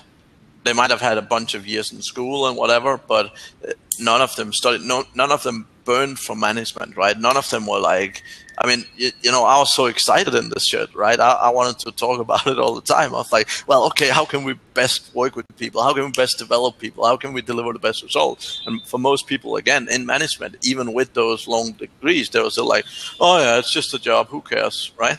And that was my biggest frustration ever. Was that sort of that I had so much passion, and I kept learning and learning and learning, but I had so few people to share with. I was like to kind of like add to that, like you were under somebody that really cared about people as an individual, or cared about how people learned and wanted to show them the right way. And that's when it comes to like any profession you're in, finding the right mentor is like key, man. Besides having the want to and the will and the dedication, you gotta have somebody to really, you gotta have a mentor that is as dedicated, dedicated to the people as he is to his trade, instead of just, getting his like as far as money or whatever he's getting out of it, is actually care about the people that's under him, making sure they're getting the same thing or learning the same thing on every single level, not skipping a thing. And the reason I kind of pull that is most the jobs I have worked for, most of the bosses, man, why I call them bosses, not leaders, is because most of them just boss. Leaders lead with example. They go out and they show you how it's done, and if it's done wrong, you know, what I'm saying, they don't give you a 10-hour lecture on, you know, why you did it wrong. You know, they're going to show you how it should be done. And a lot of bosses that I used to work for, man, most people hated them just for the simple fact of how they ran things and how they did show the people how to do things. And most of the time they weren't showing them; they were just telling them off. And I mean, when you have a great leader or a great mentor, man, that would pump you up so much, because they don't break you down. They don't make you hate where you're at. They don't make you question, you know, like, what, all right, this isn't for me. Why, you know, stuff like that. But having a great mentor is key, man. Especially if you're getting into a trade, any type of trade, and even if you're in a job, you know, like you were talking about, you know, people might find a job that they just love. You know, you might love it when you're there, but let a new boss come in, they can completely change the atmosphere. And Exactly. that the leader of anything, man, if you're a leader of a company, business, whatever, man, it's you got to have a mindset of not just getting yours. You gotta care about the people that are under you, for sure. And if you're no, go ahead. Yeah, I agree. I mean, one of the things I would say though is a lot of the time it also depends on the mentality people bring, right? Because I've managed people for a long time as well, right? And I'm probably too keen on trying to help people, but a lot of the time, when you're trying to get shit done, right? I mean, when people show up and they're like, put their feet up on the table and they're lying down in the chair, so they're like, oh, okay, well, yeah, I made a mistake, who gives a shit, right? A lot of the time, the problem is, particularly if people have jobs that they don't consider as being great jobs, right? They don't give a shit. And the way I've always looked at life is I always give it 100%. If I do something, I mean, if I'm going to spend 8 hours at a job, whatever job that is, right? If I'm going to clean the streets, if I'm going to do it for 8 hours, I'm going to give it everything. Right. It was like, because to cut you off. I had told, let's finish. Like I told me, I think it was a conversation me and Corleone were in the other day. But it was like, whatever business you go into, whatever job you go into it with the mentality that you're gonna be the best. Like don't like, I'm just gonna, you know, I might succeed, or I might if I do. I'm going to go into this and I'm going to be the very best. I want to be the top of whatever this is. You know what I'm saying? Even if you're like sweeping floors in a McDonald's, I'm going to sweep this floor better than anybody swept this floor. You know, and inside your head, you're building a mindset of no matter what you do or you encounter, you can be the very best at it if you try, you know. But the thing is, like, go into every single thing in your head thinking that you're just going to own this shit. You're going to be the very best at it and just dominate it and execute it, man. And don't make any excuses when you fail. Just learn from whatever you fail. That was a little bit my point. That was a little bit my point, what I was trying to say there, because I see a lot of people that say what you were saying before, say, oh, I got a bad boss, so now the job is a crap job, right? I mean, I've worked with many different bosses, and I've had crap bosses, right? And I don't give a shit. For me, it was still a 100% game every single day, right? And the thing is, right, often when you have crap bosses, right? I mean, I've very successfully managed up. I mean, I've taught a lot of bosses a lot of shit, right? And the thing is, as long as you do it, the problem is most people do it in the wrong way. They're like, oh, dude, you should be fucking doing it that way, right? They're doing it in a not in a helpful way, but as in a I know better way. More of like a dictator. Well, I don't say dictator, but more it's like, you know, they're gonna rush, you know. Anyways, I'm listening. But my point is, I've learned the most both about myself and also from a learning standpoint from the shit bosses I've had. Like, I've learned great stuff from the good leaders I've had, but I've learned at least as much from the bad bosses I've had, right? Because they put different pressure on you. They put you in different situations. You get to know yourself and how you react a lot better, right? So even though it doesn't necessarily always feel good to have a crap boss, again, I always look at it very positively, right? So I always try and extract everything from any experience, right? But definitely, I mean, I wouldn't be without those experiences, even though it was crap bosses and it wasn't always nice to be there. Definitely, man. See, that's what a lot of people do mess up, man. a boss, but no, for sure though, a boss can definitely break down the mentality of a worker, and they can also build them up and make them a better person. That's a mentor. That's why I said like anything you get into, man, picking the right mentor is like almost key, man, because you can get under somebody that'll lead you. You know, you might see that they're in that position, like I need to follow their steps to get to that position, and put you in a complete wrong mentality. And either that'll break you down and make you not even want to try. Yeah, definitely. So yeah, And Carly, people can't keep letting those type of mindsets and those type of negative people stop them from reaching their goals, though. That's where a lot of people fail. And it ain't even the fact of failing, because for real, like a old guy told me that fail means nothing to him but first analyzation and a lesson. Right. So I learn from every failure, So, man. if you mess up the first time you analyze this lesson, the best way is for you to figure out a different strategy. Obviously, your strategy was just off. Don't just give up. That's like playing chess. If I'm playing chess against somebody and he beats me 5 times in a row, does that mean I'm going to quit and not consistently trying to figure out how to beat this person? No, because after 5 times of playing this person, I know his strategies. I know how he playing, and I know how he think. After the first 2 times you play somebody in chess, you should have a consistent understanding of how many plays ahead they play. Once you figure out how many plays ahead someone play, try to figure out how you can play 2 heads ahead of them. If you can up them in any way, there's a way for you to conquer, man. You got to look at everything. And I don't like to use this in a lot of states, because like I've read The Art of War twice, and I always like take snippets of The Art of War and like the 48 Laws of Power, and I apply that into my business mind state, and it gave me a set structure on how not to give up, how not to quit, and to just figure out different strategies. And like what you said with finding a good mentor, man, that's like the best thing in my life I've done, man, is find great mentors on all different playing fields. I consistently deal with like 3 mentors right now who work in 3 different playing fields and have been very prominent in everything that they've done, and are just giving me different guidelines on what I can do to better my situation in the business that I run myself.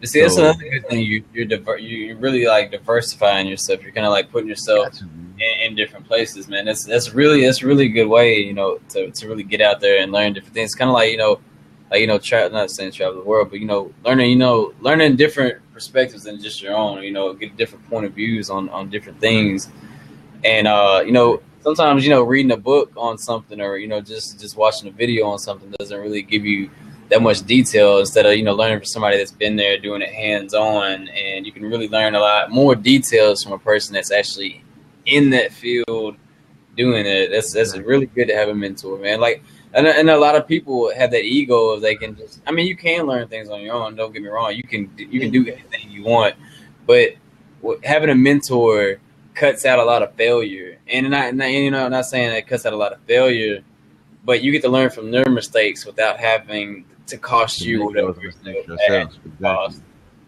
Exactly. And that's the benefit of it, man. One key thing on that, right?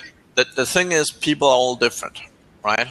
And for some people, I always use the sort of planning scenario, right? So some people, they like to plan like for 10 hours and then execute for 1 hour.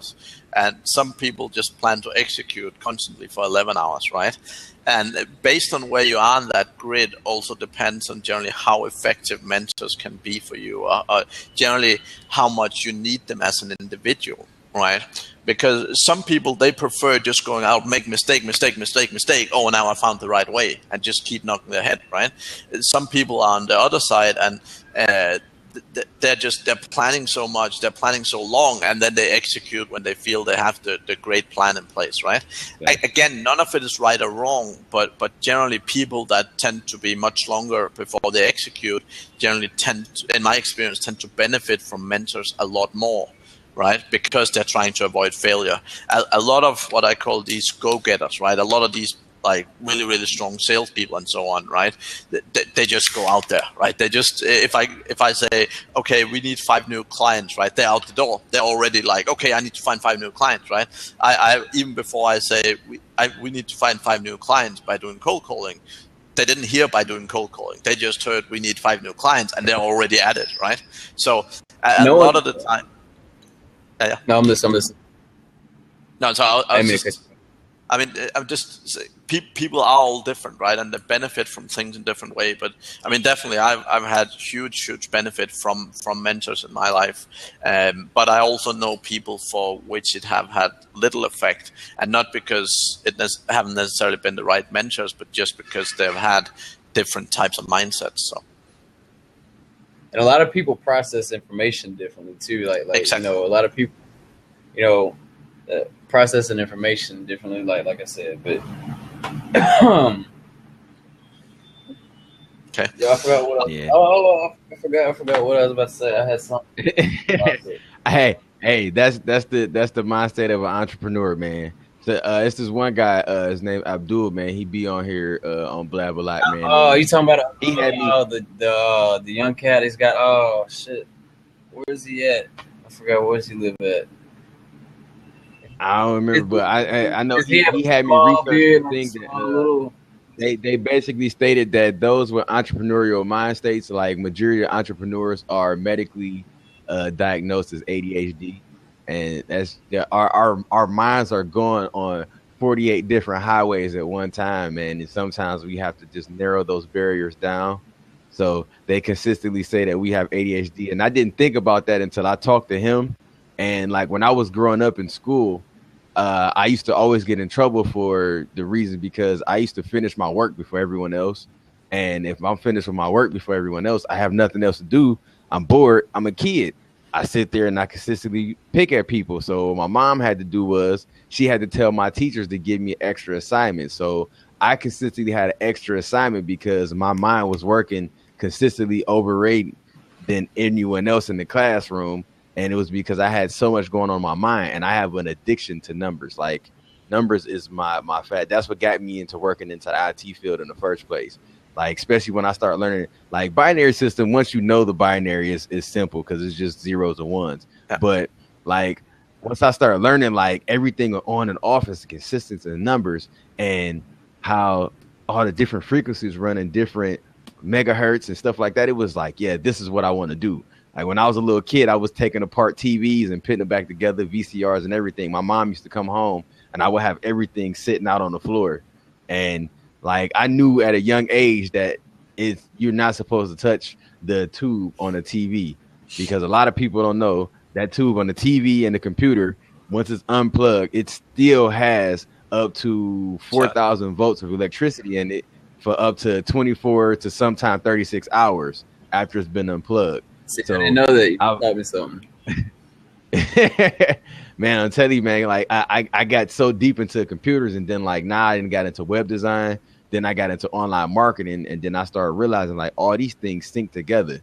So like when I'm with my mom, I'm teaching her these things. When I'm with my kids, I'm teaching her the things that I learned about finances. And that's just like that matches back to personal development, taking things that you learn in your life and spreading it through your community. And when you was talking about what reading books is for, reading books ain't for everybody. Now, watching videos ain't for everybody. Me personally, I read books, then I watch videos, then I talk to other people about these things and see if they tried these things out before and where they failed and where should I guide my different strategies for marketing this idea or for carrying out this strategy or for different segments of what should be done properly aside from just what I used to do. Because when I first got into understanding network marketing or content marketing, whatever you want to call it, I just was consistently spamming people with links.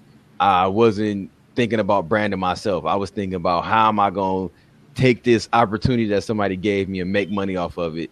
But then I had to realize after time went on, like, man, like people don't want to work with these different businesses. They want to work with you. They want to find out why you work for that business. They want to find out why you take their investment plans. They want to find out why you had the idea and figured that this will work for you to see if it'll work for them. Because what a lot of people don't realize is some of these people in marketing, they might have been working with these companies for a long time, but only thing they've been doing is just marketing the company, not marketing themselves. And once they see that other people are making like different reaches and reaching a wider audience with what they're trying to offer to the world, then they get that little thought in the back of their head, like, what is he doing different than what I'm doing? But a lot of people get scared also. I learned this. A lot of people see like, look, I'm doing Facebook ads, I'm doing Twitter ads, I'm doing this, that, and the third, and their mind just go completely shut down. Like, yeah, I think I'm gonna just stick to what I've been doing. It sounds easier. So that we gotta understand in our businesses, we can't just bombard people with everything. We have to learn how to be patient with them. Work off ourselves.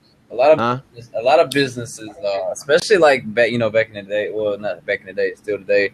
I won't say boiler rooms, but there's a lot of businesses and even the stock market that work off of the law of averages. The law of averages is what a lot of businesses run off of, as far as if pulling in, getting people to buy products and stuff like that, instead of actually getting like in tune with people. Try to get at least like get on, like a lot of people, like you said, you're just like spamming people with emails and or spamming people with links and stuff like, whatever, stuff like that, instead of actually getting to know them.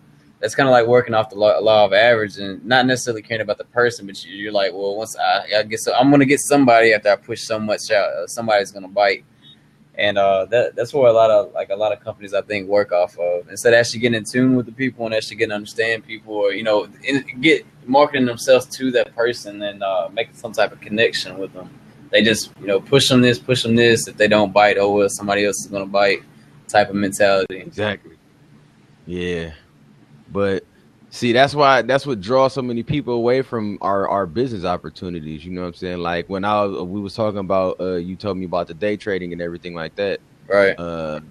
And I told you I did a 6-month course on Forex trading. Right. So like I got an understanding of what Forex is. I did a brief research on binary systems and just actually like buying shares and things like that of the nature. And then like when you start talking to me about day trading, I didn't read a little bit of that book already. So I found that ebook in like 15 minutes, less than 15 minutes after we got off our conversation. But yeah, since I've like messed around in the stock market, man, I've run across a lot of people that have I wouldn't put it like what's his name that that sells like the trips and stuff like that.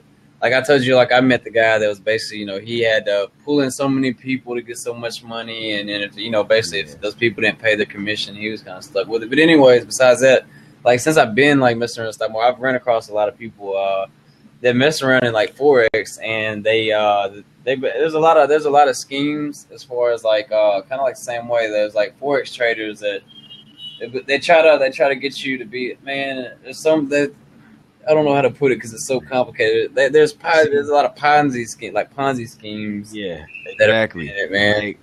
And like what people don't like, it's this one guy who's been messaging me on Facebook. It's for one FX trader or some system like that. Is based over in Great Britain somewhere. And they're like if you join our group and you get so many people to join your the system and everything, it'd be free. We won't charge. They basically telling you getting paid off a referral, but no, with this system, with any Forex system, you gonna find for real. What they not telling you is before you can even start your system, you have to make an investment. Before you even get paid off of inviting people into the system, you have to start making investments. But how you really, really make money off of how they have the system set up is. But we also, before I say this, we also have to realize that all businesses are set in a pyramid scheme. Before we go any further with anything, everything is a pyramid, no matter how you pit it. But it's a process of you're really making more money off of not just your initial investment. You're making more money off of other people's investments that you're bringing into the system. That's how binary works. And binary, my fault. I want to hear what you're talking about binary and all that stuff too. But like another way to break that pyramid, because like you said, a lot of them are, and even like simple jobs like factories, Now, I'm not like saying like factory jobs are like in a sense of a Ponzi scheme, but they are like pyramids. You know, you got the bottom people that are working for this, and then these people are getting paid. And then at the top people that do the less effort are the ones that really reap most of the benefits. But like working for yourself and getting out on your own, and like being at the top, that's how you break. Being bait of the pyramid. Anyways, not saying like Ponzi schemes, but the pyramid scheme itself. From the bottom to the very top. But no, about the binary. Before I talk about binaries, have you read Robert Kiyosaki's Cash Flow Quadrant? No. It's really not that many pages, man. It's something that you could possibly read in your mind state probably like a day or two. What is it? It's very good. What is it? Cash Flow Quadrant. Robert Kiyosaki. And he has the cash flow? Cash Flow Quadrant. Okay. I got you, cash flow. He basically states that you can't be the true definition of a boss or a CEO, CFO, whatever it is. For you to be a real boss, CEO or something, you have to be able to leave that job for 6 months and still consistently make the same amount of money that you was making with you being there. That's the true definition of a boss. If you can't leave that company for 6 months and still make that same amount of money you was making while you were there at that company, you are not considered a boss or a CEO. I'll put it like this. Like my mentor, man, he did it just at the beginning of this year. When he first started out, he took his money and got invested or whatnot, and started with like right around $12,000. And it took him like 2 to 3 years, and he made his first $1 million. But he started with 12,000, and he made his first $1 million. But what he did is like this year, and he's already had a few millionaire students under him, whatnot, successful millionaires. But anyways, what he did is like this year, he reset his account. He doesn't trade with he's got millions of dollars, but he doesn't trade with millions of dollars. He keeps everything pretty lowballed. But what he did this year is he started back over just to do it again, and he started his account back at $12,000. All his trades are public. Every time he makes a trade, whether it's a loss or a gain, it goes straight to it's public. So it's straight on our social platform that we trade on, or our trading social platform that we chat through and talk through and all that good stuff. But like that's what he did, and he's already up 30% on his account this year. So that's pretty good. And and it's our reward in February, and we're in a bear market. It's not really all that great right now. Yeah, but yeah, my advice, if you haven't learned anything, like you was asking about binaries, if you haven't learned anything about it, man, don't even deal with it, because it's a high risk in binary. Because what a lot of people don't understand with the binary systems, there's a lot of them out there. And then you find some that start off with $50 investments up to $250 investments. I've seen some for $500. But the thing is, it's all computer based. It's all program based. That's what I was gonna say. I've seen automated binary trading. They basically trade. All binary trading is automated. Right. All binary trading is automated. And all it does is it takes your money and splits it up as it possibly can through many different stocks. Diverse.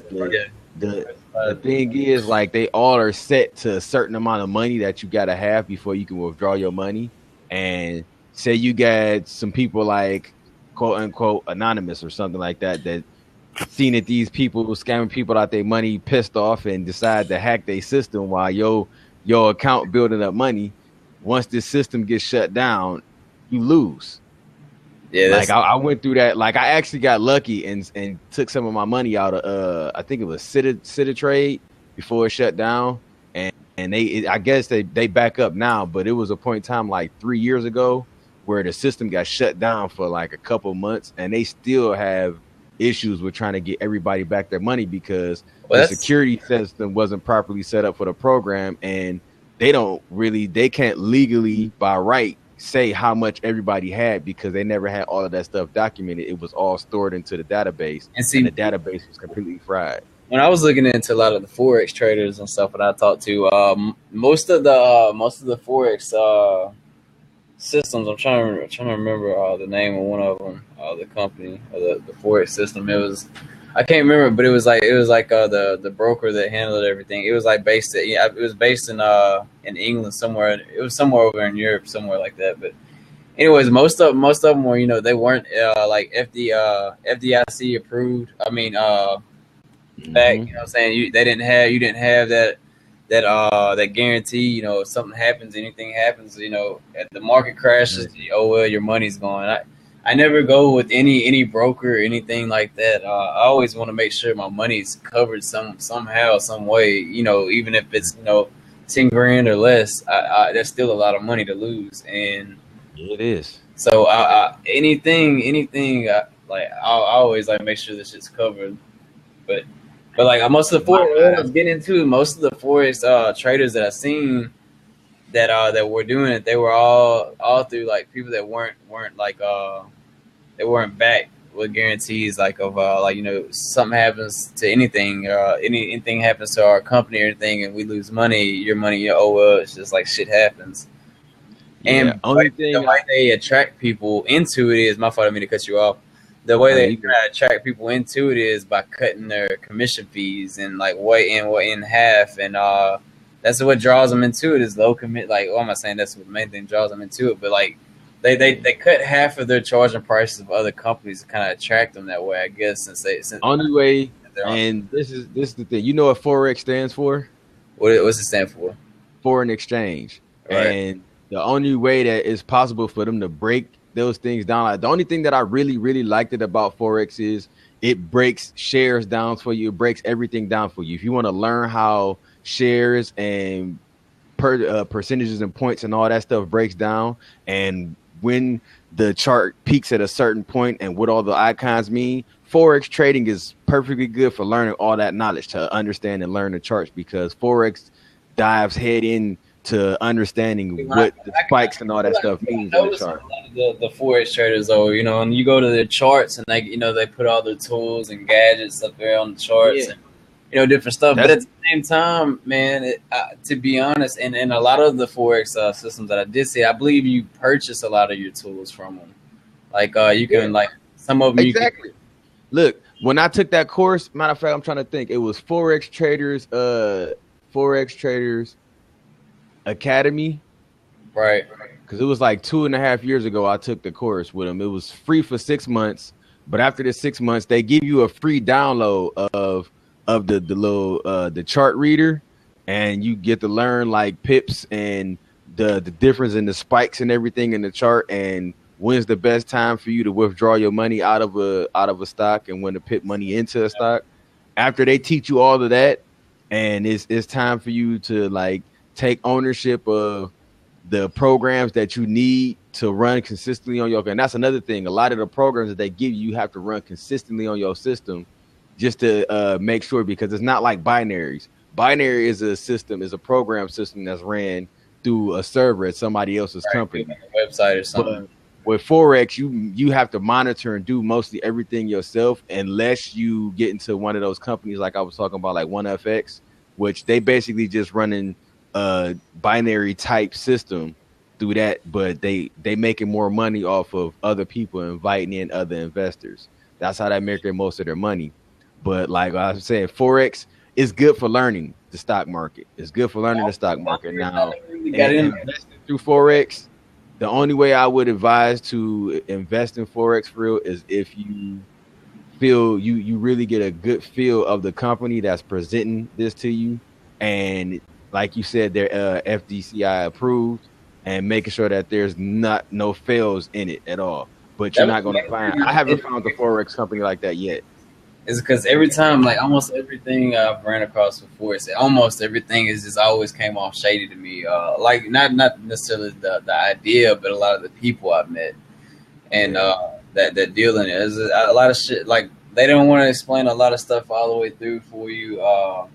It's not even that, but a lot of Forex trading, you know, like you said, it could be helpful for learning, but a lot of it, I'm not gonna say a lot of it is unnecessary, but like, you know, like a lot of chart tools, I've seen a lot of them. You go in there and it's almost like you got art drawn over the charts, basically. You know, you get different symbols and different different lines and all that, and it's simple. You know, it's good to have like a set pattern, like I forgot. I use one on my E-Trade account. just a simple it's an uptrend tool.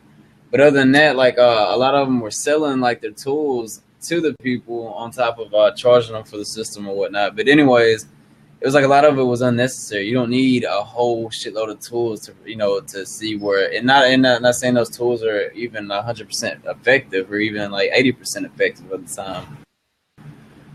But Most of it is like. In the end of the day, trading is very, very individual, right? I mean, you can find so many strategies and so many ways to invest and play with them, right? So the tools are not going to do the work for you. They're going to give you certain information that can help you make decisions. But again, I mean, what I learned very quickly is if you want to be on the stock market, you have to spend a significant amount of time in it, right? I mean, I see so many people that are like, oh yeah, I'll buy some stocks, and without having much clue, right? And anything you do from an investment standpoint where you don't invest significant amount of time in it, you open yourself up to huge risk, right? And it's the same with this stuff. I mean, the more time you put in it, the more time you focus on learning and understanding, and even the same with the tools, right? I mean, the tools can give you information, and if you spend enough time to set them up right and set them up in a way that works for you, then yes, they can potentially help make you money. But again, it's a set of tools, right?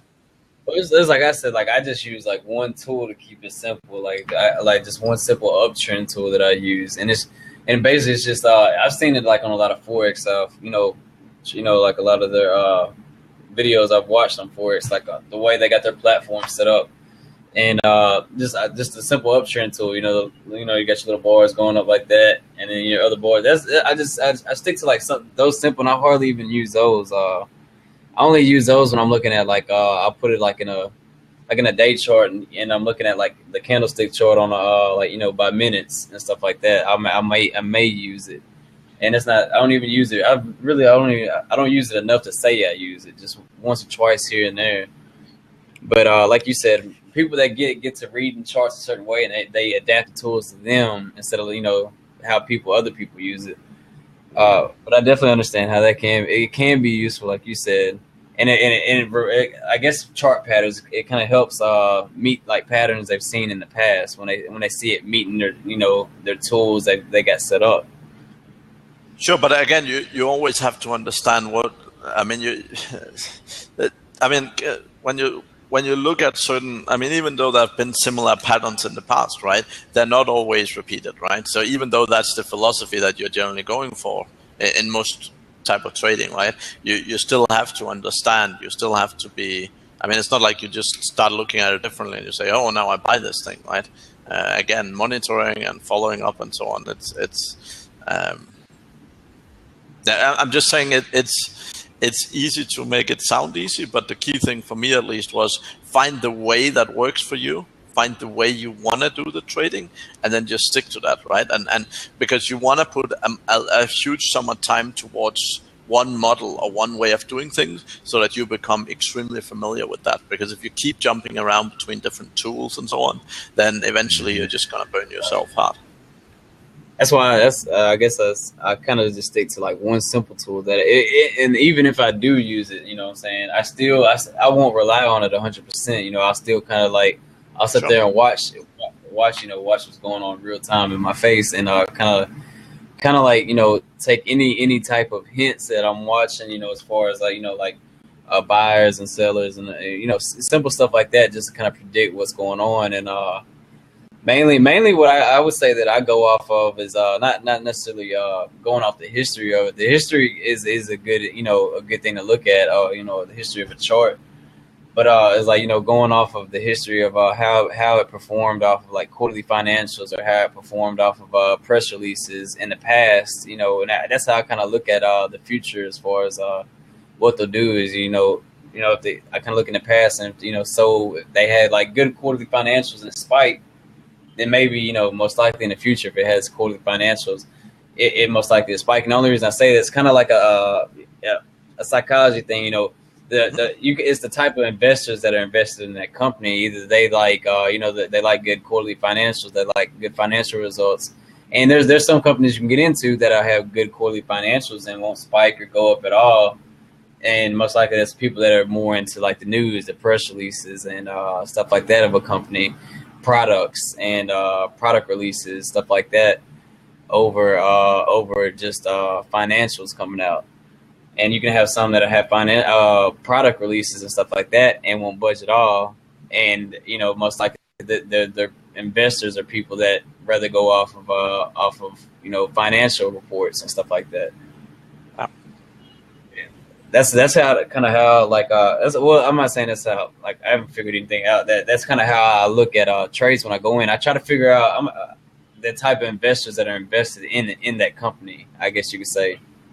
I kind of figure out. I try to figure out. I guess like the way people are thinking in that one stock, because you can go to another stock and the people that are invested are probably going off in a totally different way. They might be going off financials or they're going off news or whatever they're going off of. That's what I try to figure out when I do go into a stock. What are these people that are already invested in? What are they going off of? So if it's just financials, they can get to a certain point, then I can start to predict maybe they're going to start selling up here. And if you got people that are, like, I guess, interested in just products, mainly those are the people that hang in with the company a little bit longer than people that are just interested in financial reports. That's how I thought about it. Man, that's a good way to put it, man. But yeah, that's a good way to base your finances too. But people are different, like you said. That, I guess, that would be like a tool in my head that I use. That's a tool I use. I go back and try to see what kind of investors, like the mentality of the investors that are already invested in these companies. And it's hard being like when you're day trading, because you got to do this very quickly. Most stocks that you run across are only talked about, for a couple of days and stuff like that before we're running across them and jumping in them and looking at them. So like reading charts is very, like, and to me is very important, man. And looking at the history of like the investors and kind of figuring out what kind of investors are invested in that company, or they're just how they trade. Or do they like emotions? You got a lot of emotional traders. They start going down, everybody jumps out. And then you got companies, people are holding to it and die hard for it, and they can go all the way to zero and they'll stay in. So that's what I kind of try to figure out is the mentality of some of the investors. I kind of get a feel of how they're playing these stocks that they're in. Right, guys. Evaluate. I need to run, but it was awesome to see you guys again, and carry on cool hosting as always. Yes, man. I'll see learning from you, Mads. Always good learning from you, man. Well, I'm on my way. See you guys I'm on around. my way to catch up with you on countries. See you around, Mads, man. Till next time. Bye. It's like Forex, man. I never, like, that's where I kind of stopped. Like, I could have learned about it, but every person that I met when I was getting into, like, when I started wanting to learn about it, because I seen how fast it was. I seen it was like more fast paced and everything was kind of, really fast. And I like that idea of all the different, and it's a whole lot, I guess, how to put it, a wider based. They trade a lot of different things at once and all that good stuff. That really intrigued me. And then when I go to meet people, I guess you say when I look for a mentor, I found people that were just so shady and they had alternative agendas. Like a lot of people I met were trying to get you to sign up for sign up under them, and you bring in people, and it'll make your Forex, your platform and everything. It'll basically be for free. And it's so many different things. Like you had to bring in some people had a commission type scheme going on with the Forex, and I was just that completely kind of like kept me from learning about it. I was just like, what, I'm straight on all that. It's kind of just out of my comfort zone. I'm not saying out of my comfort zone, but just made me feel just like, all right, this is way simpler than what they're even talking about. So that's why I'm completely alone. It's good for a learning experience if you want to learn how to read those charts and stuff, but stick to what's working for you, man. Don't go out of your comfort zone and stick to what you're passionate about. Anything that strikes you in the wrong way, that's just like, dude, been approaching me for the last 2 weeks trying to get me into the Forex system that he's on. And like I told him, like, look, man, I'm a researcher, and I took a 6-month course on Forex systems, so I understand how they work. But all the different platforms kind of work differently, even though they're based on the same infrastructure. Everybody's platform works differently. Everybody has different type of investment systems, and a lot of them, for real, are they ain't gonna tell you up front it's commission based, but you're not really making a lot of money off of your investment. You're making a lot of money off of getting other people to invest through your referrals. You're right. So basically, a Ponzi scheme is really what it comes down to. Is like a strong. Yeah, that's like the consistent basis of a Ponzi scheme, for real. Almost every, I'm not saying almost every, but man, I would talk to like a couple different guys. A few guys I met off of Twitter. One guy I met off Instagram, and it all kind of came down to, man, I'm gonna get you in here, yada yada. It's great, it's good, yada yada. But you're gonna have to bring people in, or it's not that you have to bring people in, or you can pay this 320. And then what I try to get you at, I remember one guy, he was like, man, once you get people in, and he's like, all right, this is where he got me at. He's like, if you sign up under me, the guy that you know is over this platform or whatever, this you know, the system. He's like, I know the guy, yada yada, and he's like, man, if you sign up under me, I know the guy, and he's like, man, I can get you a discount on the system. And he's like, usually they charge like $600 something a month or whatever. And he's like, man, I can get it for you for like $200 something if you sign up under me. And then he goes from there, like, and then if you get people to sign up under you, then basically every month it'd be for free. And you know, that's kind of where he was going with it. Yeah, man. See, that's why I say, man, I stay away from things like that. Anything that give me an eerie feeling in my gut, man, I stay away from. And that's in everything in life, man. I wish I'd have had those instincts at a younger age, like around your age. I'd be better off, man. But now I'm in the process I'm still building, you know what I'm saying? But I don't regret none of the decisions, though. Right, it's puts you where you are now, man, and at least you're still got the urge to learn. It gave me an awesome learning experience because I know what mistakes not to loop back towards. I know how to avoid certain obstacles, and I've learned to budget out everything with all my investments and dividing finances and everything. I've learned a lot from all these different ventures, man. But you know, it is you gotta look into the broader aspect of any company that someone's trying to bring you into. If they too consistent on trying to just force the business down your throat, you gotta know that it might be something leery on it. Even if it's an investment experience.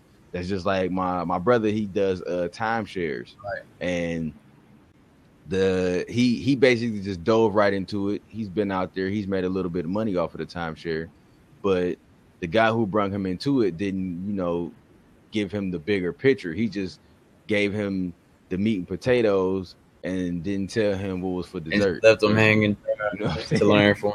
Yeah. So it was a learning experience, and now he's trying to figure out what to do with that timeshare.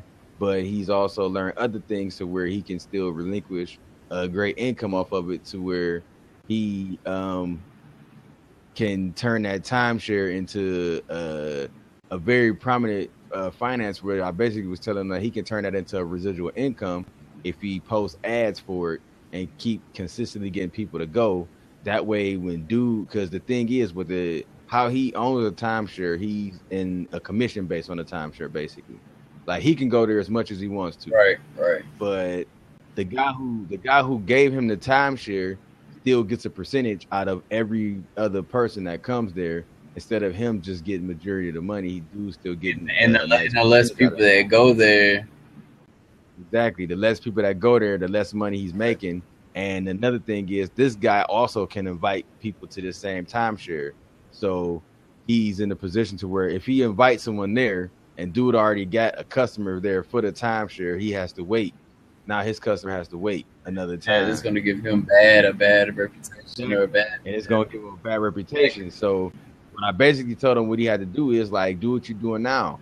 You have a proclaim on that timeshare, and it's a time limit on dude being able to have investment into it.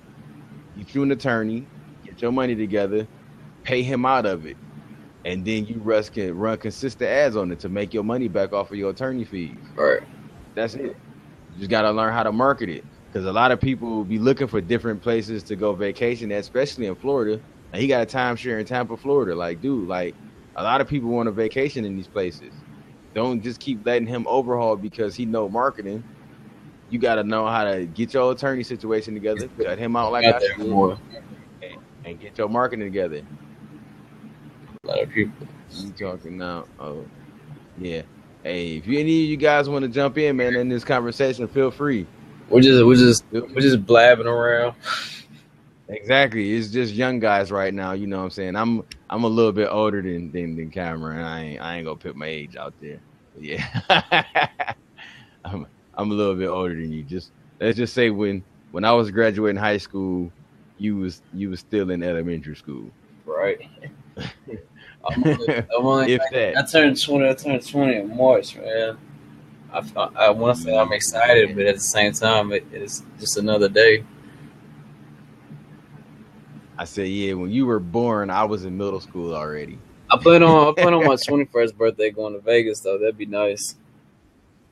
That's beautiful, man. That's beautiful. This summer, man, I'm planning on taking my kids to some exotic country, man. I ain't decided which country it's gonna be yet, but I'm trying to take my kids to some exotic country this summer, man. Somewhere I've never been before. So we gonna go together. And I take them somewhere. Well, I'm not. Anyways, man, somewhere very cultural, man. Give them like a really cool cultural experience, you know, outside of what they're normal to. Exactly. Because there's a lot of places you can go to, like, you know, in like Europe and different places that really aren't just, you're not gonna get a culture experience out of it. But take them somewhere where it's gonna like blow their mind, man. Tibet. You ever thought about like Tibet? Tibet. Yeah. I was thinking about Tibet, like some places in Malaysia. Or like some places in Indonesia and stuff Tibet, like that. Man, I want to do the whole Tibet pilgrimage thing and do everything like that, and go from all the way from, I forgot where it starts at, but I think I'm gonna stop recording right now too. Thinking buying property to live in is a good investment, right? I mean, going back to the very basics of anything. I mean, just people just constantly. Like, oh yeah, I'm doing great on my savings. I bought this new house, and you know, constantly. I mean, the fact people constantly just spend more money, or at least close to whatever they earn, right? To always make sure they're in debt. I mean, imagine if people actually had a clue. Basically, that's what Marion was kind of talking about earlier, right? It's you were talking. Okay, sorry, I missed that. And constantly, you know. Like investing in the house that they live in, you know, hoping that it's increased in value, just because it's something that personally to them, you know, is good for the house. It might not be. Yeah, the buying your dream house and saying that that's an investment is the hope and prayer investment. And you actually put so much money into your house while you're living there. It doesn't pay off in the long run, and most likely you're going to get a second mortgage on it, get a third mortgage on it, or something. You'll be paying on that for a lifetime, most likely. That's the problem with a lot of our seniors right now, that a lot of people don't want to talk about. The smart people are the ones that do get a second and potentially a third mortgage, as long as they get it for the right shit. It's all about finagling. Like, yeah. So the point is, if you fall into the trap of buying a house, right? The best thing you can do is use all the equity in it to acquire more property. So if you do buy a house and you put yourself in that situation, then take out all the possible mortgages you can and invest that in more properties. Into investment properties where you're making more money. So you're saying like, if you do get a house, take them. If you do take a mortgage out on it, take that mortgage and invest in another property. Or... Yeah, I mean the thing is, if you if you go and want a mortgage for a house, right, the risk and so on, what you can get, the mortgage will be pretty high. If you already have one house with some spare equity, right, you can generally get a big discount on the mortgage if you basically have, if you have more equity, because it will lower the bank's risk, right? So you can basically go get some better deals, and that's if you do own a house. And particularly, I mean, there's people out there that have fully paid off a house, and they're like, "Oh, I fully paid my house. I'm great, right?" If I ever they're sitting on it. They're sitting on it, right? So if I ever meet people that own a house outright, the first thing I tell them is go take a big mortgage and buy 2 more. Like the house that I'm in right now, that like it belongs to my grandpa, but I'm on like whenever he passes away, it goes to me. We fully own this house and the property. We don't have a mortgage or anything on it or anything. The only thing we pay is like our lights, fucking land tax every year, and that's about it. Lights and utilities. Other than that, that's it. But in the end goal, man, the house where I'm at, we are like we're not necessarily in a flood zone, but we are like near like an earthquake. What should we call it? Near a fault. Yeah, a fault line and whatnot. But this house is definitely, later on, it's hard to think about, but that definitely doesn't, from a financial standpoint, it's definitely something you gotta like get out the way and put through your mind. Like when my grandpa passes, this house is not, it's gonna get sold, man. Like it's nothing to really just that I would keep. Now don't get me wrong, it's a nice house or whatnot, but it's not something I would. No, but it's great. If you don't want to keep it, move out and rent it out. Right. Yeah. Right. The thing is, keep it as an asset. You can backpack around the world. That was definitely my plan to rent it out. That's what I had in mind. Because I mean, it's a nice house. It's not. It's just not. It's not in a location that I like. It's not. And it's not that I'm paranoid, man. I've had dreams, and I stay next to the Mississippi River, right? So we're not in the flood zone, but we're pretty close to a flood zone, right? Because we're on top of the bluff, and once you go below the bluff, you're in a flood zone. And like it's just I've been so paranoid, man. I've had dreams of dreams of me walking out on my front porch and the river was in my front yard with my dog floating on her back. That's my YouTube channel. But no, like the paranoia and all other videos that I always put all my videos on YouTube. That's the link to my YouTube channel right there. What's that? Okay. I said I just put the link up for my YouTube channel. So if y'all want to like this video, I upload all videos to my YouTube channel. Y'all can see this. Oh, you record your streams, right? Yeah, I record them, and it's beneficial because like when we had these conversations about mortgage, if you go back to my second one, my second Friday Night Financial Fix one, right? The 2 guys who are that are in the conversation are actually. One of them used to be a mortgage lender for Bank of America, and the other one is currently a mortgage lender for Wells Fargo. And the one sister that's in the video, she's actually just graduated. I think she just got her master's degree in finances. So, like that was a very deep conversation. I don't know, like if you watch the video, I literally was sitting there like this for about 2 hours, like taking it all in with my notebook, like, like hold on. Well, I just have my notebook, man.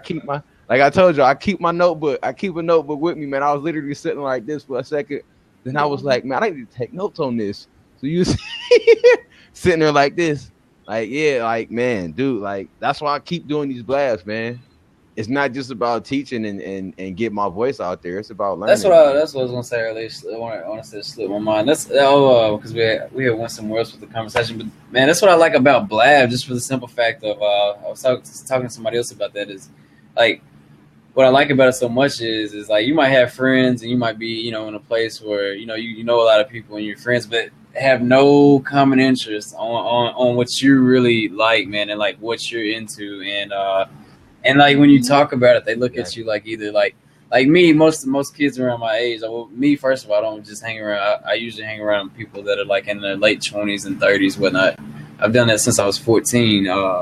But most people my age that I was working with that were close to my age and stuff, I mentioned stocks, and most of them are just, they either look at you and like, all right, on to the next conversation, or like no interest at all, or either that or they feel a lot of people they just no interest of it. So I like that. Don't feel bad. The fact of you get that's like me talking to my peers with not the same knowledge, because you get to take different knowledge from people, man. The next person might just know something you don't know, and you get to give and take. It's like a give and take thing. It's what I really like about it the most. That was what I was saying. Don't feel bad. That was what I was saying earlier. Like when I got into management, right? And I struggled. I mean, even in a big company like IBM, I struggled to find people that had the same level of passion for what they were doing. Right. Again, most of them, even in high-level management roles, it was just a job to them, right? I mean, they didn't really care about developing further. And I mean, yeah, if you told them about getting promoted, they would listen for about 5 seconds. But if it wasn't easy, they weren't gonna give a fuck, right? So I think that's the same for many people in different situations. But I mean, I've been into different financial stuff for a long time, but I have to say I really love real estate. For the fact that it's, I mean, when I look at stocks to a certain degree, there's a lot of gambling involved, right? I mean, there's a lot of, I'm not saying there's no skill set in it, but there's a lot of luck as well to a certain degree, right? And what I like about real estate is that it's a lot more planned and measurable, right? And it's generally a lot more long term, right? Because I mean, I own like 3 rental properties in the UK, and I mean, I'm making about, what's it in dollars? So I'm probably making about $250 per month for each property, right? So I make about $750 a month just in rent, right? On top of paying mortgages and all that sort of stuff, right? So it's thing about that 750 is guaranteed, and like the stock market is more you're not guaranteed a certain set amount every month at all. But the main way I keep my account going, man, is in the stock market. I know you're on real estate. The main way I do keep mine floating and keep everything pushing forward is mainly, man. I pick my trades. I don't like trading 2 to 3 different stocks at one time. I kind of like putting my eye on one, sticking with it, and also is stick to my stop loss, man. Once it hits my stop loss, I'm out. I cut my losses short. A lot of people that are on a social platform, in the trading platform that I'm in, they like to hope and pray, and you can't. I mean, it's good to be religious, but when it comes to finances, man, you cannot cross your fingers and just be like, I know it's going to bounce back. I know it's going to bounce back. Well, that's how but you won't win every time. They pull their accounts.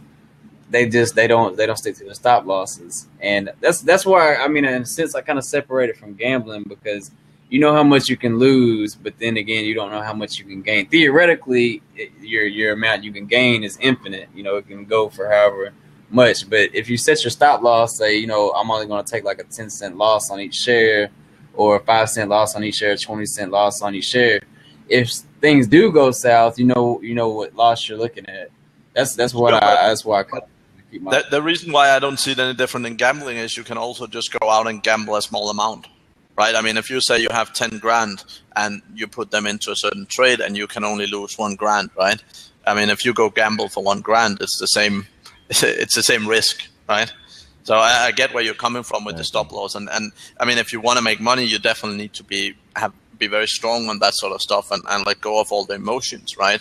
But the key thing is, I mean, that's what really got me at first was emotions, man. You really, because you're like, when it starts to go south, you're like, no, I really believe in this. I really, and then that's where it drains you. That's where you can blow up account right there. Yeah, I did that. I remember I tuned in maybe an hour ago, or a long time ago. You guys were talking about Forex, right? And I was like, "Oh Lord, Forex!" I was so excited about the foreign exchange market, and I was like, "Okay, I'm gonna make all my money in foreign exchange." I put in $5,000, figured I'd grow it to whatever, right? I went through that account so quickly, man. It was like gambling. And I was like, and it really was because my emotion, I had a plan. I sure enough started with a plan, but it did not work because my emotions got to me. And I was like, okay, it's not that I don't believe in foreign exchange investing. It's that I'm not the one who can actually handle being the investor in this way. I would have to give my money to someone who actually can successfully invest. See me, so me on my hail to you for being able to do that. When I go into a trade, I look at a lot of different things than just it being talked about. I try to go if I have time, unless it's like on a fly, like I have done some on a fly. But if I have the time, I definitely like go into the like day trading. A lot of things can be really quick.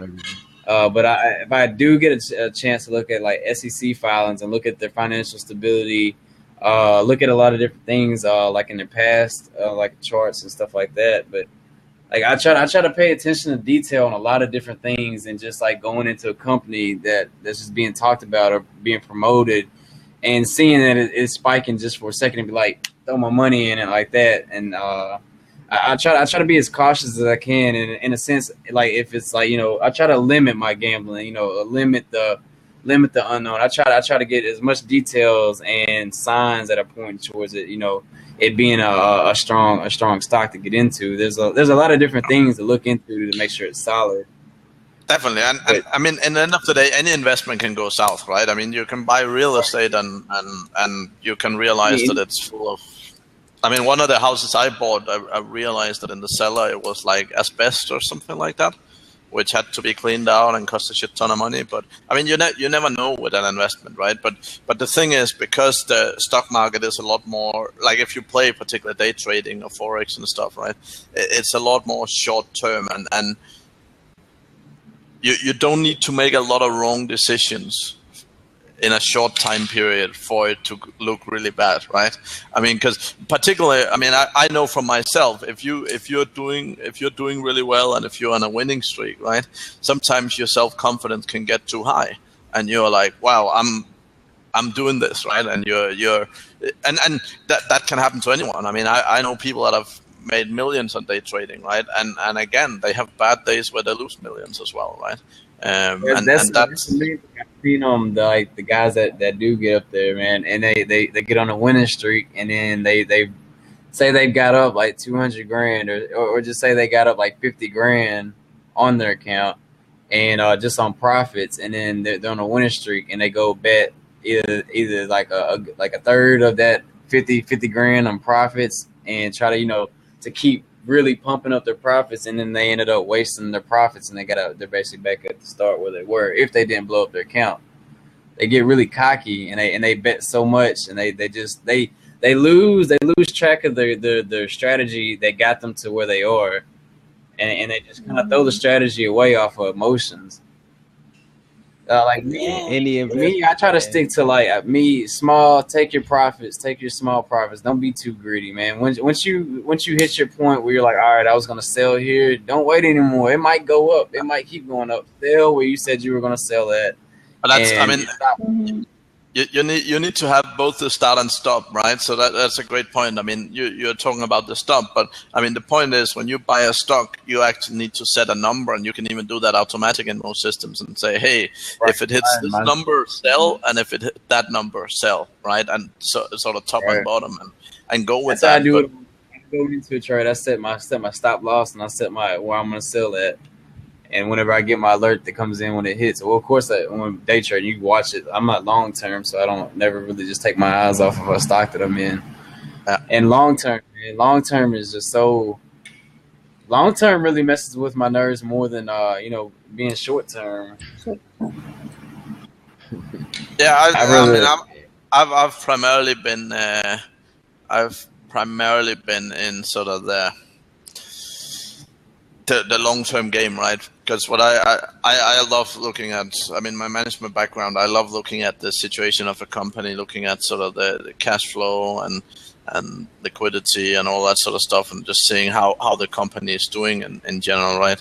And I like finding product and companies that I believe in the idea and the vision. Right. God, I'm looking. Where I really believe in the company and the vision and all that sort of stuff. And I look particularly in management teams, right? So I actually look a lot at who is the CEO, who's the team you have, and research them, right? Company. That's another really good thing when you're looking into a stock. I didn't mention that, but like when you do go and looking at a stock to invest in, the management team and their management's history is really important. If you see that their managers being constantly replaced or they're, stuff like that, that's something to look at on top of that. I mean, generally, again, I believe if you do stuff like that, you have to really invest significant amount of time in it, right? And I mean, when I lived back in Denmark, I would even go and visit companies and say, well, hello, I'm interested in buying your stock. So I just want to see like your factory. What does it look like? I mean, if you go to a factory, right, and you see it's like a totally rundown building and whatever, right? And as an investor, it wouldn't make me feel great, right? If they can't take care of the buildings they're working in and so on, just simple stuff like that. Yeah. That's why I really like when I got into learning how to read SEC filings. Like I spent like a whole month looking into SEC filings. That opened my eyes a lot. Now, like I've went into companies and not even really just necessarily just looked at the products more than I just went into their SEC filings and looked at their financials. And I'm like, all right, these guys are not. They're just trying to gain more money. That's all they're doing. Either that or they're just selling. Some companies, you pay attention to the SEC filings, they're not even really just selling products more than they're just selling stock. Yeah. And that's where I'm like, all right, you're not a company I want to be invested in. You really don't even have any products, but you have stocks. I mean, when you do day trading, it's a lot more about understanding the psychology, because you can have companies that you do day trading with that are not good companies, but if you understand the signals and if you understand how people react to those signals, right? That's what I was talking. That's what I was talking about earlier. Trying to learn how the investors think that are in it, that are in those companies that you're looking at. Learning how they, because you kind of look at the I guess the psychology, not psychology, but how they're processing information, and to go from there, see how they react to information, and kind of looking at past on how the investors have reacted on past information. But then again, like you say, the past isn't always going to tell the future, but it is a good something to look into. Okay, I can see there's a ton of people joining the chat. Maybe I'll give up my seat again and let someone. Actually, I'm gonna give up my seat. You're pretty active, Mads. You're pretty active and necessary. The only thing that I want to add to the conversation before I leave. Hi, Adam. Hello.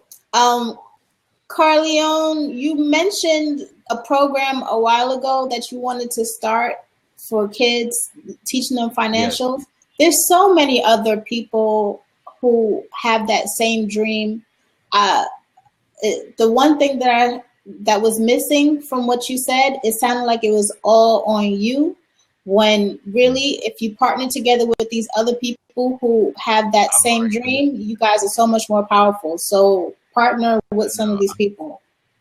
I've already been looking and you'll get there faster. That's why the one guy, his real name is Evan, but ERGJ, that's his blab name. I've already been like contacting back and forth with him every time I get a chance to, and other people I know who has the same mindset. So that's how I learned how I can get into the different schools and talk to kids, at least individually myself, and keeping other people doing it consistently too, and then getting our collaborations back together once we reach out to the kids from our communities, and then figure out how we can spread that throughout all the other communities also.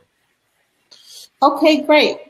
And I have some people in my network that are doing that type of work. I can connect you guys, and hopefully you guys can collaborate. I'm about to put my email address in the comment feed, so you can email me anytime you want to. Cool. And then I will be off. Well, I appreciate you going to for sleep joining in at a decent hour. I don't know the meaning of going to sleep at a decent hour. Sleep up for those people. Hey, My motto is sleep when you're dead till the end get this bread. But Sleep well, man. All right. Another Have a person good I night. work with says sleep is for suckers. Hey, Yeah, Adam, man, how you doing, man? pretty Glad good. to have you, man. What's your concept on personal development, man? Like I actually ended like 2 hours ago, but everybody started jumping back in, so I'm What do you still mean at by it, that? man. I just can't leave. Your concept of like personal development. What I mean is, what do you do for yourself personally to like better develop yourself as a working person, as just trying to make things better for your future and for the future of your kids? I You read. know, all these things consist in personal development. I read because So you I invest for a living, so okay? in Excellent. stocks. You What read kind of investing? oh, A lot of stuff, but a lot of short-term trading, commodities, What are you and most successful with? really a variety of things, but recently crude oil. crude oil. Not bad. Excellent.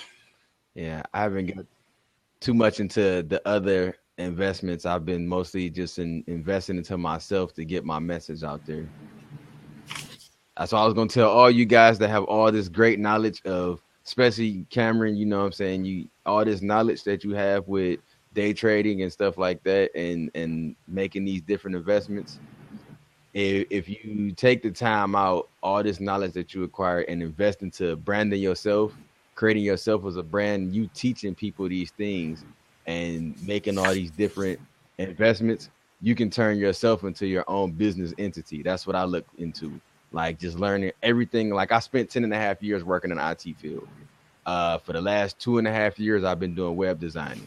I've spent the last 2.5 years also understanding online marketing, and I learned to just like take all these attributes and to making myself a business and showing people in other business aspects and different business backgrounds on how to better market their business and how to get a better understanding of at least the basics of technology, to where they don't get frustrated in the middle of trying to market their companies, in the middle of trying to understand how to make doc files and stuff like that for their businesses and stuff. And I've turned myself into a business doing that way. I work strictly from home as an online consultant. Nice, So man. with you guys, all this knowledge you have of investment, bro, brand yourself. Once you brand yourself, you can turn yourself into a residual income. Yeah, I got a That's what I always try to tell people, man. website. Go ahead. I got a Go ahead, website if Adam. you guys want to check it out too, about my investing and stuff like that. Go ahead, post it in the comment feed, man. Okay. I said I'll repost my website too, so you can get a look at it too. Also, Sure. Let me just scroll back up and copy and paste it. Yeah, I'm about to. I got a lot of tabs open here. I've been getting a lot of great information tonight. I've been on here since 10 p.m. Eastern Standard Time. It's like almost 2 o'clock. It's 1:58 where I'm at right now. Well, Yeah, man. I normally get off of here around like midnight, but it seemed like, you know, as soon as I decided to try to get off, everybody got to jumping in and giving me all this great insight. And, you know, I like to go off my instincts, man. If people jumping in, giving me this information, it's meant for me to hear it. So I stick around, man. Like I just started recording again, probably like 40 minutes ago. But if you look up the comment feed too, my last comment, not my last comment, that's my email address, but the comment before that, that's my YouTube channel. I upload all these videos to my YouTube channel too. So this is my check it out. this is my sixth blab right here. But all of them I upload them all to YouTube, and you can take a look at all the great conversations I had. I've had conversations with people from all different financial understandings and all different playing fields of investment. I mainly focus, like I said, on personal investment. That's why I focus on personal development, because a lot of people get the knowledge of making investments in stocks and investing in the different businesses, creating businesses, but they don't understand that when people deal with these, when they get this information from you on how to deal with stocks, when they get this information from you on how to build businesses or trying to get people to come to their businesses or to buy their products, they don't realize that these people aren't really buying your products. They buying into you. Mm-hmm. You are who they get to know for them to come and get your products. Yep, for sure. So a lot of people, I insist on training people on how to brand themselves. Like I come across a lot of people who's in network marketing, which I consistently really call content marketing now. They focus too much on just advertising the business aside from advertising themselves, and a lot of people go around along the wrong way, just like posting pictures with money and stuff like that and so on. And that's in a lot of different business. Like I had a dude I was just talking to him about from he tried to get me into a Forex trading system that he's doing. And it's basically like I read through the email. I mean, I had him send me a link to the website. I read through the website. I seen how the system worked, but you're not really making money off of your prime investment. You make more money off of other people's investments that you bring into the company. So it drew me away from it, just like I got drew away from the other company that I originally started learning Forex trading from. Because the original company I was with, which was is a Forex Traders University online. They based down in Florida somewhere. They give you a 6-month refresher course for free. And then after that, they want you to pay for this program. And then after you pay for the program, they're going to charge you for coaching and basically charge you for a broker, so to say. And I didn't see too many licensed documentations for them being licensed to be brokers and stuff like that. So it drifted me away from it, especially they were asking too much money for these programs and everything. So I kind of just drifted away from it. It gave me a good understanding of how the charts and everything is read and how the stock market works, but it completely drifted me away from everything. What does Cameron do? Yo, I was checking out your website, man. No, I day trade, mess around, stuff like that. What do you think of the website?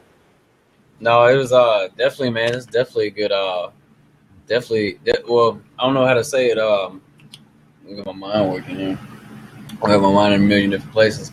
I watched the video when it came up. So basically, that's you're trying to do a letter, like an informative letter on just the market, basically, right? Just different stocks. Now in these letters, it's like a subscription letter type of thing. Yeah, but I have it free right now, so until you're just trying to get people into it, and get it built and started. So basically, it's gonna be like I know some letters that people are paying $2,000 for, man. Right. I forgot. There's this one cat. I think his is around $12,000, not $12,000, $1,200. It's he has like a letter that comes out, and he's I can't even remember his name, man. It was I was talking to somebody else that trades, and they were talking about him. I'm trying to remember, but a lot of big traders use this guy, and basically what he does is besides like a letter on the market, he does like he puts it's like a nice little package for $1,200, but he puts out a lot of good stocks. He's got a really good history behind him and a lot of credit behind him. So a lot of stocks that he puts in his letters, to look out for and that are being talked about and stuff are usually really good stocks. Basically what he is like what he does is like there's a lot of stock pick websites, right? That's basically what he runs. He runs a really good, legit stock pick website. And is that somewhat like what you're like kind of going for? Mm-hmm. Not stock pick, but I'm more like just overall analysis of the markets. You know what I mean? So you just be like kind of like showing people like necessarily how you and your team or whatever how you guys trade the market and how basically like your insight and perspective of the market from your guys' views, right? Right. Sign up if you want, man. I'll tell definitely. And when so like when it comes to the money side, like whenever you plan on I guess making money from it, what I guess what would you be offering? Just, it's going to be a monthly fee for each subscriber. And like I'm saying, like what comes with the package? I mean, what comes with the subscription? Well, right now it will just be the letter, and I'm still developing some stuff too. So I'm kind of still in the beginning phase of it. So like whenever you do go to sell it or whatnot, would you like? Are you gonna implement like put in like stock picks, stuff like that on the side, or maybe like stocks that you guys think are really good? I already put recommendations in there, but there might be like a premium section that only paid subscribers can see. Right. So, what price range do you usually deal with? for subscribers? No. In the stock in the market. Oh, what do you mean by that? Do you have like a set price range that you deal with as far as what stocks are priced at that you No. that you touch? I don't pick specific stocks really. I just talk about sectors and what to do with that sector. So, for example, we've been short the S&P for about 2 months now, and I'll give a recommendation: short the S&P through whatever method you want to do. So you guys are messing with like the what's your what are they called? Oh, I forgot the name of you categorize all of them in. My brain is like not functioning, man. So what? So you generally deal with the like the S&P, the Dow, and all of them, right? It's like macro investments, yeah. Betting against them and betting against them or going for them, whatever. That treasuries, gold, and crude. See, that would be something I would look into, man. As far as because betting against the S&P. I mean, I know that's really. I mean, I guess from what I heard, it's tricky or whatnot on the S&Ps and stuff. I haven't done with those. I deal with more of like individual companies and stuff like that. Anywhere like I just try to stick around like anywhere from like the highest range I'll mess with is, man, like the highest I've dealt with is like I probably wouldn't go over the $15 range when I'm looking in the stock, and like I try to keep it like $15 and below is what we usually focus on. What I focus on, and earnings winners and stuff like that is kind of what we look for all-time lows. And when I'm searching for stocks to invest in, I'm looking for like either all-time lows, all-time highs, stuff like that. Our earning winners that are coming out that have had a past of running in the past off good earnings, and that's kind of like I guess that's my laser. I guess is how when I'm targeting looking into stocks and stuff. That's kind of what I look into. But okay, I'll definitely check that out. Yeah, check it out, man. I gotta actually go right now, but let me know what you think. Send me an email, whatever you want, and yeah, I add you on Twitter. Okay, yeah, sure. I'm always curious about like. Okay. Yeah, I just followed you. I got you. I just followed you on here, Adam. So just I got if you want to follow me back, man, just stay in touch. I'll try to catch one of your blabs, man. But I just put the link to my website easy, and my email address is up there too. Sure. Just follow YouTube, if you go to my website, you can email me through my website also.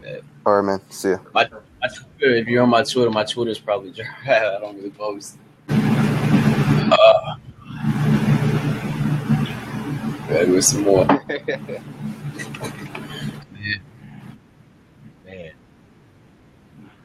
So what's on your next and my move in your personal development plan, man?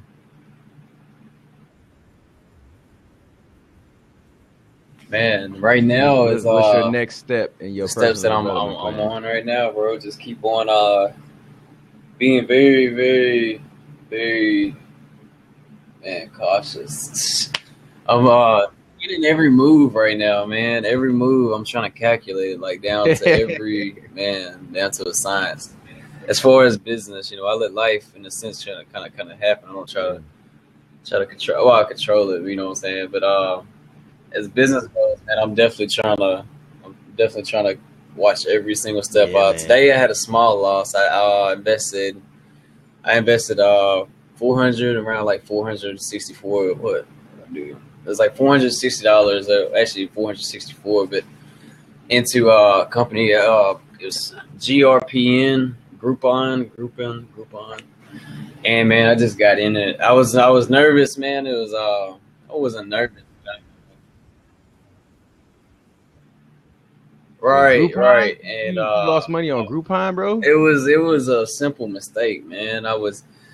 When I got on, actually this E-Trade, the E-Trade account I got right now is one I just did. I teamed up with a partner and it's a joint account. Like I have my own E-Trade account, then I have a joint account with a partner, and that we're both over the account. And this is a new account that's open, and the real-time quotes wasn't turned on my E-Trade. So when the market when the market went off, I was on my the social trading platform, and everybody was talking about all these prices, and I'm looking at my E-Trade and I'm hitting refresh, and these prices are showing the same prices that were showing yesterday, and I'm like, what the fuck's going on? And I wasn't seeing that my real time quotes wasn't turned on, so I wasn't seeing what everybody else was seeing, and by the time I got it turned on, Groupon was it hit around like 2. It moved up, and it was really looking good. So it got up to like 283, and I'm like, man, everybody's starting to sell, right? So a lot of people in the social platform that I was in, everybody was kind of like jumping out, and then it started having like a little resistance, man, and I thought it was gonna keep going up. So my plan in this one was I was going to take a 5-cent loss, and that was it on it. So I hopped in at 283, right? And which was slow anyways, man. I was just nervous and I jumped into it. And so at 283 I jumped in, and I'm watching it. And it was just, I had a plan to sell it too. If it hit 278, I was going to sell it. And when it hit 278, I was going in to push the order through. So when I was putting my order in to go ahead and sell it and take the little 5-cent loss on each share, I could have waited. I could have waited a little time. I mean, it broke out later in the day, so you bet I feel like shit. That's kind of why I'm like, right now. And it wasn't a big loss at all. I mean, I lost like $36, something like that. It wasn't a big loss.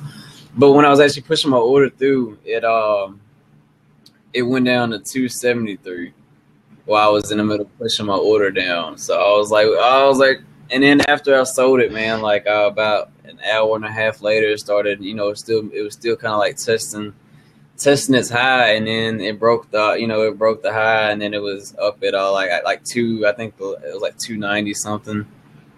293, something like that. So I was definitely beating myself up. It wasn't a big loss, man, but I was trying to stick to the game plan and just cut my loss when I said I was. And but at the same time, man, if my real time quotes would have been turned on, I was looking at USAT, and I would have been in on USAT, man.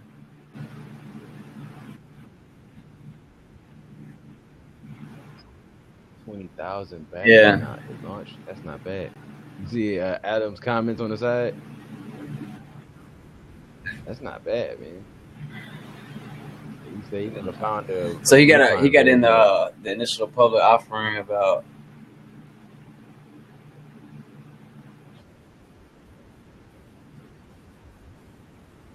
Yeah. I just played mine, man. Where I messed up though is it was my mess up. I should have been paying more attention to detail, not noticing that the real time quotes wasn't turned on.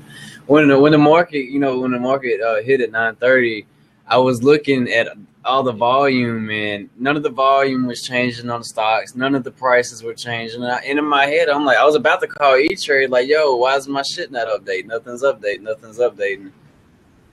And I was trying to figure it out, and I'm looking in the chat, and everybody's talking prices. I'm like, I'm not seeing any price. So at the time, I wasn't making any trades. I'm like, I'm not.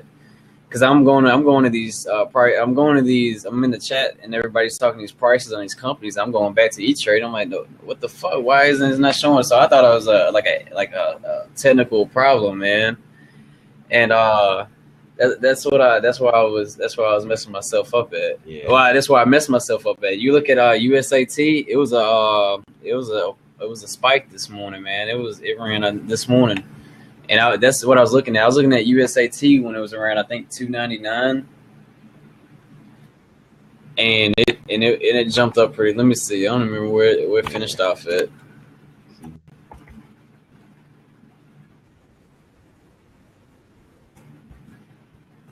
Say get in. I looked at oil. day You know what I'm saying? trading. When I first started trading, I messed around with one little oil company. When I first opened an account last year.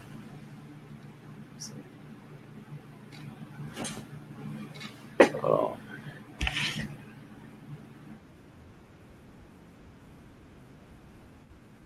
Yeah, man, I'm still devising my plan on making my investments. Like, I really want to invest in the real estate across the country. Yeah, see. So I think I'm US, gonna stick with that first, and let me then like Let I'm me see. Where was that? gonna keep researching on stocks. I don't know if I'm on the right one. Let me go back.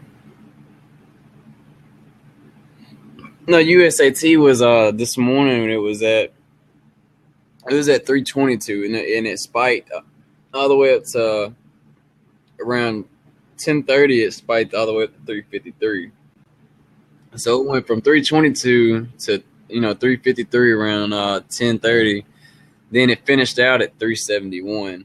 And the only reason I didn't hop back in it is because it was already at the peak. Well, by the time I got my my real time quotes turned back on, and I was actually seeing actual prices, and when I was going push a purchase through, I was looking at it, and I was right around. It was already like peaking at like the 370, and I'm like, it's already like way up there, and I was looking at it, and I'm like, man. I just didn't hop in it, and it was just too sketchy, man. And then it finished at 371. So that was a nice little gain. So, but grouping, man, I that was just more of like air, and I just jumped in it at the wrong time, man. But it was. Hey, man, you don't take risks, man. You're not gonna learn nothing. It's all about taking risks. That's why it's good to stick to your stop loss, though, man. That's where. Hey, sorry, I'm back. And then everybody in the chat was real iffy about it. After it reached what was it? Around 280. No, it was like 283, and a lot of people were selling. And then it was testing its highs again. A lot of people were skeptical, even getting back in it, and that's why I was like, man, fuck. It was just I thought it was gonna, just keep going down. So, but I see it turned out different. Shit happens though, man. That's why I just cut my losses when I can and take gains and not get greedy and cut your losses and not be hopeful. Yeah, that is. Adam is right. That is pretty much gambling. Well, I mean, it's like gambling in a sense of like if you're on a good put it like this, if it's if you're reading all the signs, man, like put it like if you're reading resistance, so you're looking at resistance. If it's breaking high, well, I'm not gonna put it like that. Man, it's a risk to it. Put it like that. It's a risk to stock. I mean, trading stocks. Period. But like short term is a lot is actually in a lot of people's eyes safer than long term, and a lot of people, and I mean that's what I've heard from a lot of people, and it's a lot safer than going long term. And short term, I'm doing everything in cash, but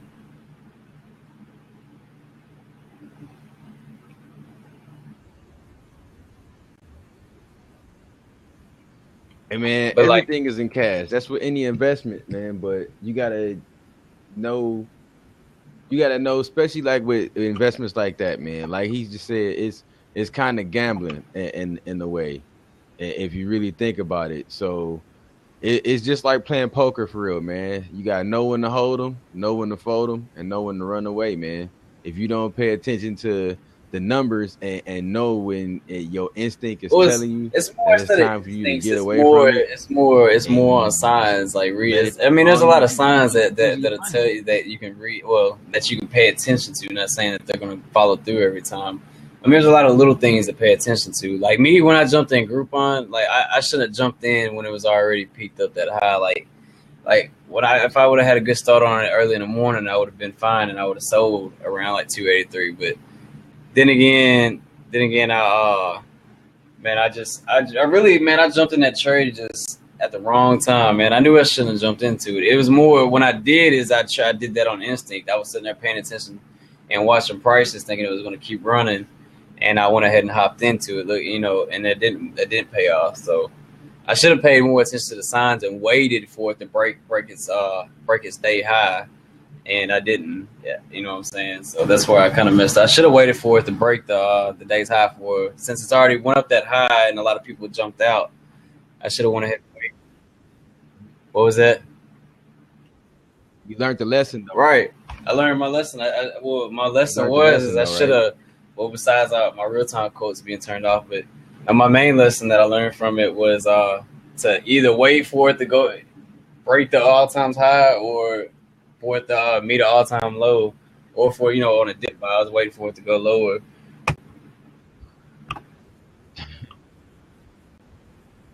Hey, that's just like back to what I was saying earlier on fail. You gotta just take it on the main thing and keep going. That ain't gonna stop you from keep doing what you're doing. You took that one. I want to say give myself props. What I do give myself props at is, even though it did go back up later in the day, is I did sell when it hit 273. You know what I'm saying? I was planning to sell at 278 and I'm gonna take like a 5-cent loss. And when it did hit I was pushing my order through and it hit 273. I went and sold it. I mean, not some people, a lot of people trading with emotions, they would have held on to it. And it could have went either way. It could have kept going down and I would have lost more money, or I stuck to the plan and just cut my losses short. Even though it peaked later in the day, it's like I didn't know, you don't know if it was going to peak or not. So that's why I cut my losses short on Groupon. So I went ahead and I stuck to the game plan, man, and that was the main thing. So if I took a small loss, it's like you said, in the sense of the gamble, I didn't know that it was going to go back up, and I also didn't know if it was going to go down.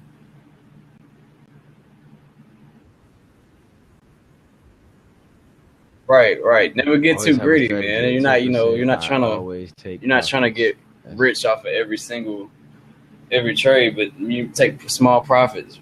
Right here, just take small profits as you go, and it definitely adds up. And that's why another thing, like cutting losses, that's the main thing that blows the people's accounts up. They want to just hope and pray and hold on to shit. And I beat myself up, after seeing the price raise up later in the day. But at the same time, I'm like, I was at 273 when I sold it, so it could have kept going lower, and I would have lost more money. So it was just a small lesson. And then another reason I was, to be honest, I was more nervous in that trade because the account I was in, it wasn't just my money; it was also somebody else's money I was investing with. So I was kind of nervous, man. I'm not gonna lie, like my head was kind of fluttered. Like when I was doing that, I was looking at like 3 other stocks when I made that trade. Another one I was looking at was ELMD, I believe.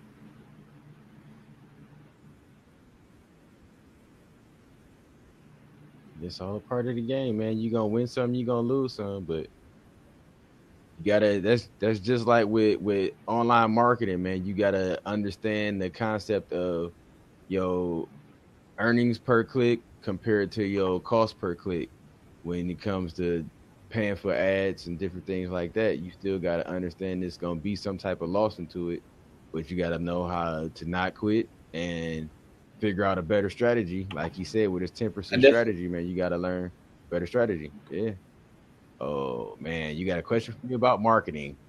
What's your question, man? What's your question?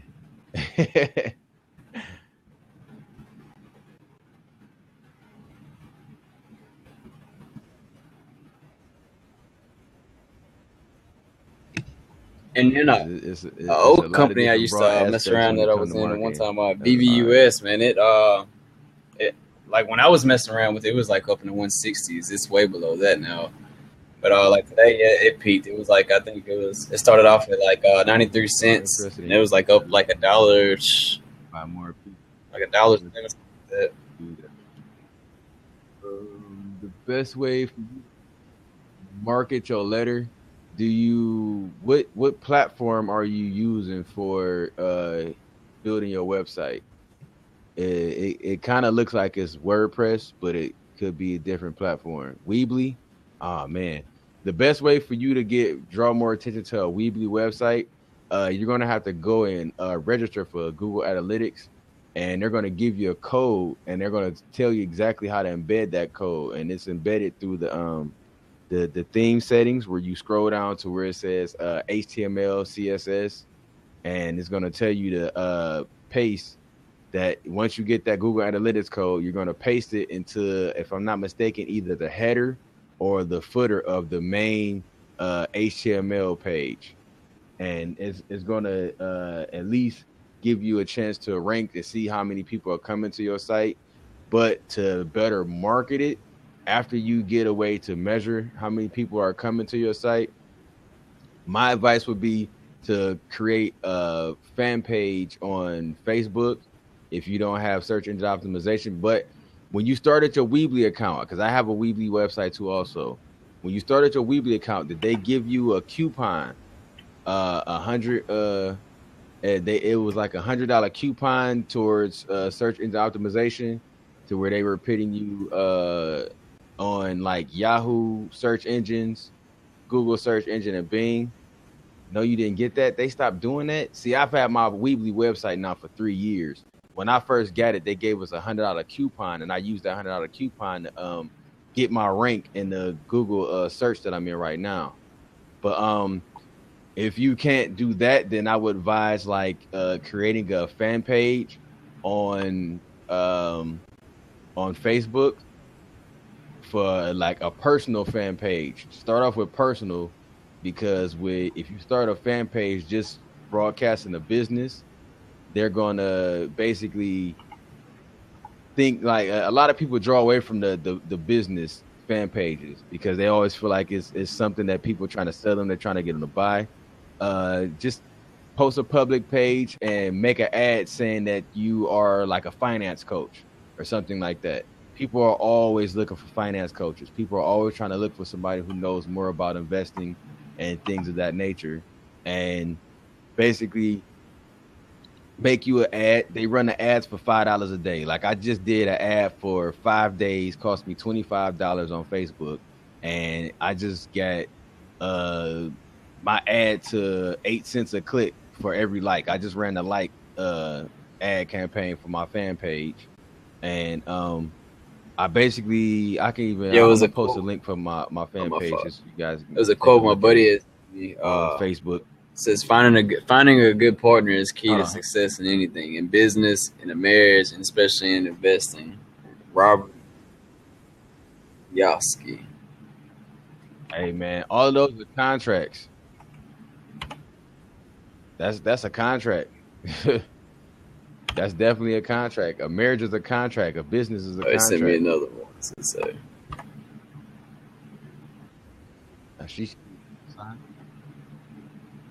Welcome, man. The most important organ in the body, as far as the stock market is concerned, is the guts, not the head. Anyone can acquire the know-how for analyzing stocks. Lynch. How you pronounce your name? Ashik? Ashik said he had a question. It's not like it's raining outside. But yeah, that's the link to my fan page. If you look at my fan page, I ran the Facebook ad for 5 days, and literally in 5 days, I went from like, I have over 400. If I'm not, it might be over 400. Hey, on my ad just ended at like. Hey, on your YouTube page, is that actually you laying on a surfboard? I can't see.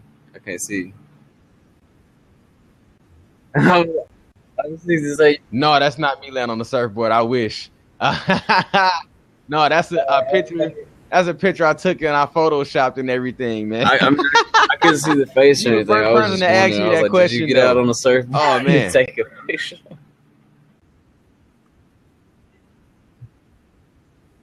Nah, man, you ain't gonna see me on no surfboards, man. You might see me on a boat, but I ain't about to be on no surfboards. That's a little too close for me, man. Ashik said he had a question, man. Go ahead and ask your question. But yeah, on my fan page, I was gonna continue running the ad, but what I'm gonna do is I'm gonna start another ad campaign for one of my affiliate accounts and just draw attention to that too. Also, thanks, man. Thank you very much. But yeah, that ad I ran for those 5 days. Literally, once because you got the option to put up to 6 different images into ad, and what they do is for the first 2 days they run an equation off of which one's drawing the most attention. Whichever one draws the most attention, it gets the cost per click or per like. It decreases in value. Like my one friend, he's running an ad right now. His is all the way down to 2 cents per like on his page from off of one of his images. So what I did was the rest of the images for the last 2 days, I just took them off of there to balance out my values, and literally, like my likes went through the roof. But you can do the same thing with for your website, more clicks to your website. You can do more clicks to conversions. They have actually I think it's like 7 different type of ad campaigns that you can run through Facebook. But like Twitter has the same thing. If your audience is broader on Twitter than anything else, Twitter does the same thing for around the same price range. Instagram, the sweet thing about Instagram, Carleon, do you know if Weebly has a way for making subscribers pay monthly? Yeah, you would have to set up an e-commerce account through them. And I'm not sure how much it is because I haven't set it up myself personally, but I know they don't charge you like monthly or upfront. They just charge a percentage out of every paid subscriber that comes into it. And you actually, once you try to set up the e-commerce account for it, they're going to give you a 1-800 number to call also to see exactly how you want to properly set up. But is the e-commerce good? I haven't tried it. I'm going to be honest with you. I haven't tried it at all through Weebly because I figured out other ways through my WordPress site to where I can just funnel people directly to my different offers without having to worry about them setting that up for my subscribers. But I let people subscribe for free too also. Is WordPress better than Weebly? Yeah. Just to put it to you this way, the CNN use WordPress, Daily News use WordPress, New York Daily Post use WordPress. If you look at the new Forbes.com website, that's made under a Weebly template. I mean, a WordPress template. But there's not only reason certain people use Weebly when they first start off is because it's simpler. It's all drag and drop. So I can get paid subscribers through WordPress. Yeah, because they have plugins for that. They have actual different asserted plugins that you can set up to. You might have to pay for the plugin, but the thing is, they're gonna have it. Yeah, they're gonna have it set to where like you have you make a form for when they sign in. And if they have to make payments, all of that stuff is on the form, and you just connect it all through like PayPal or however you want to get your payments for your subscribers. But I just did one WordPress site for this one guy. He wanted to set it up kind of like Facebook to where he had people log in to where they can set up an account to make their annually payments on their little IDs that he was giving them. No, WordPress isn't drag and drop. If I could screen share right now, I could show you what WordPress looked like. It's not drag and drop, but it's still like mostly simplified.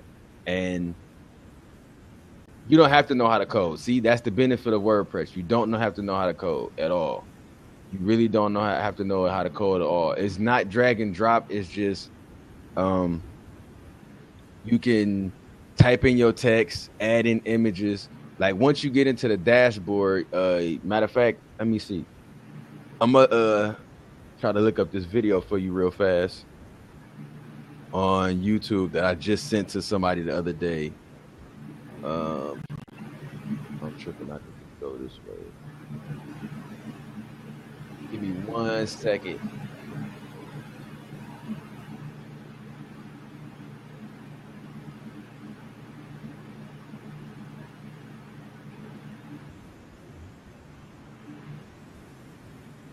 WordPress for beginners. Nope, that's the long one. Okay, that's 13. Yeah, I'll send you this one right here. I don't understand why it's under learn web code. All right, you don't need all that. Copy. Hey, is Adam still on there? Lab. Yo, Adam, what you trading, man? Are you Yeah, are he's you still on mainly here. long term or short term? I just, short term buys.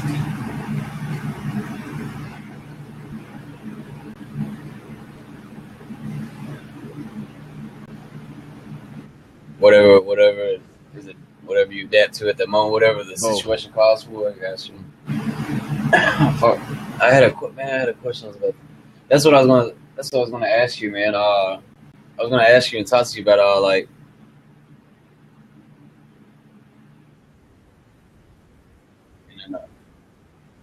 I keep 25% of my portfolio. You mess around like short any like term, blue chip day stocks, trading. bigger stocks or anything? Okay. See, I'm waiting. I'll wait. Right. Yeah.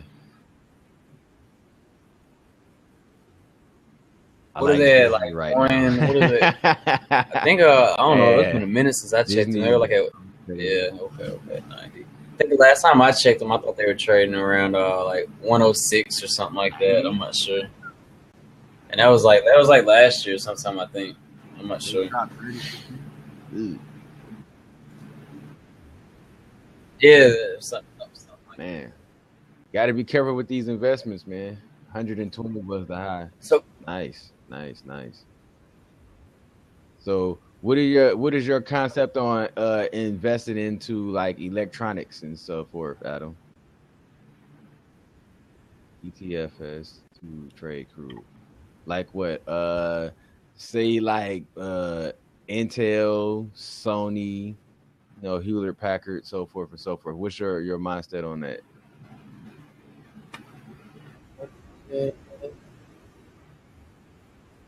Because since I'm IT geek person, you know what I'm saying, I know how the sales runs for different electronics. That's why I was going to stick to things that I know when it comes to investing.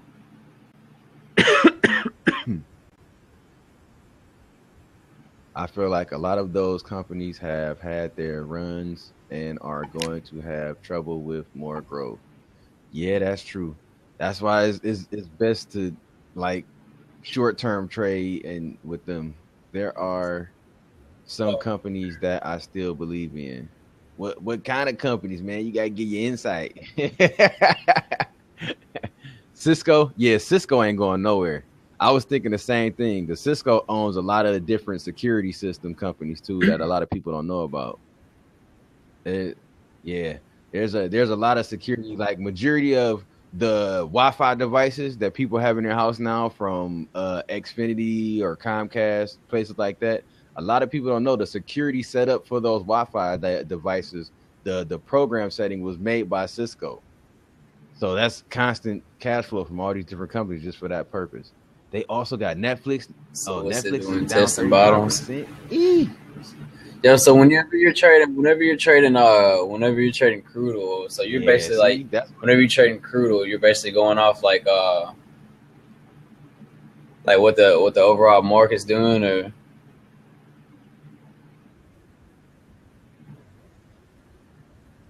because it's a growth based stock with a PE ratio. 400. Ooh. See, I would like to learn more about crude, man. I mean, I really don't mess around at all with it, really. Crude.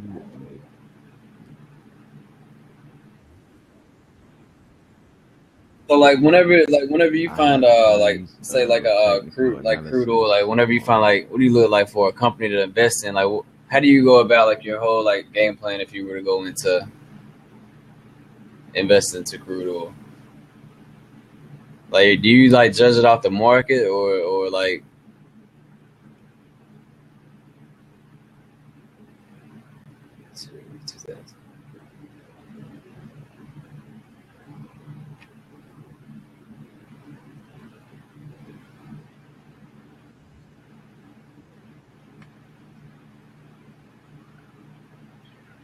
So you're pretty much long on it, right?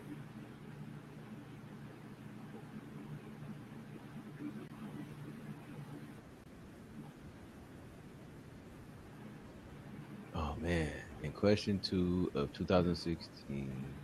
I'm getting into blue chip crude stocks. So you're banking on not only on it going up, but that dividend too be coming in. Right. See, I always wanted to get a stock that had dividends, but then again, when you're in and out, short term, you really don't look forward to that. I mean, you don't get a chance to look forward to it.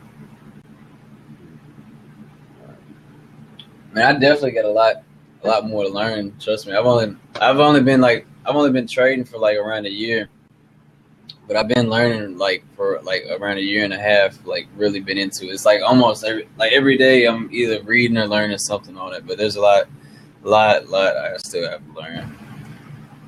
That's why I'm open, man. I love to learn shit, man, especially from people that's been there longer than I have and have more experience than I have.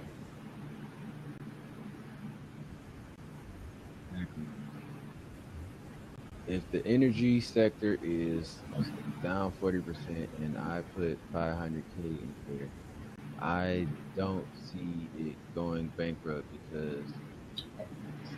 And basically, oil prices are gonna go back up. Everybody talks about oil so bad right now just because it's going down. I guess people expect it just to keep going down.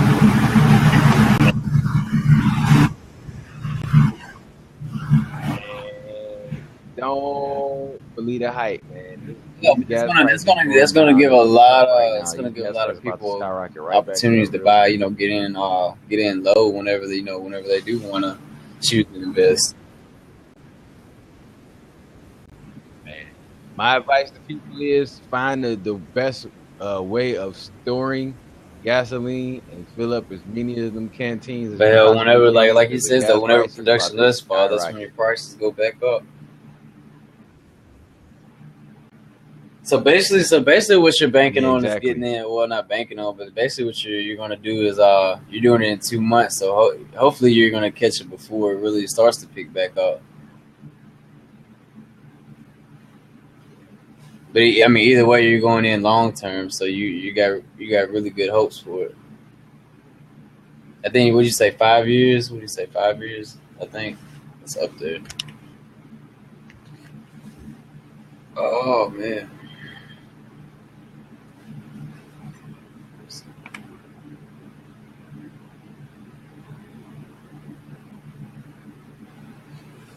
So 2 months. Are we gonna just gonna reevaluate 2 months and see if it's went down even further and just go from there?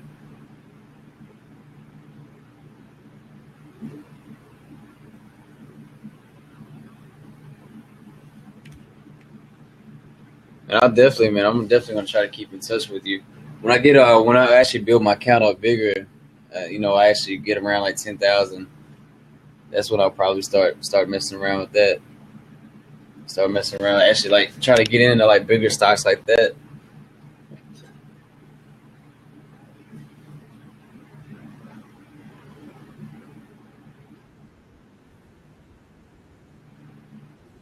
Yo, take me 2 hours to explain. I got you. I know the feeling. I got you on Twitter and whatnot, man. I'll definitely try to get in touch with you every now and then.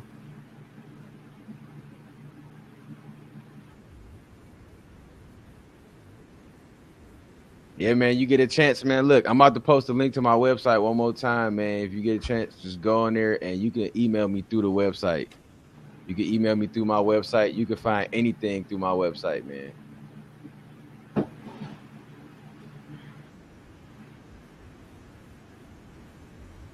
But yeah, my website is personal branding, man. I'm all about personal branding, and that's what I was gonna tell you, cameraman, and the same thing I was just telling him, man. Brand yourselves, man. Y'all bring more attraction to y'all business. Because see, even though how you running with day trades and everything right now is not consistent as a type of residual income, but you learning a lot of things about investments. A lot of people your age that don't know these things. Like you said, you have a hard time talking to your friends. What you can do is, what I learned is, people can build consistency more into trying to learn. You definitely pay attention to your lessons. You know what I'm saying? So exactly. So what I tell people, when, especially at your age, with the knowledge that you have of the stock market and how everything's working, and you're still learning and you're investing time into building this knowledge, start branding yourself now and getting your message out there to people, and start basically turn your teachings to the stock market and showing people how they can maximize off of it. And you basically showing them off of your own story. Use your story. It's called My Story Marketing, where you basically take yourself as a brand and tell people, this is what I did. These are the things that I learned to make the prosperous amounts of money that I've made off of the stock market. And these are the Adam, you ever like looked into trying to like start your own like I guess like your own investment firm where you invest for people? Man. Well, I like how he always start with well.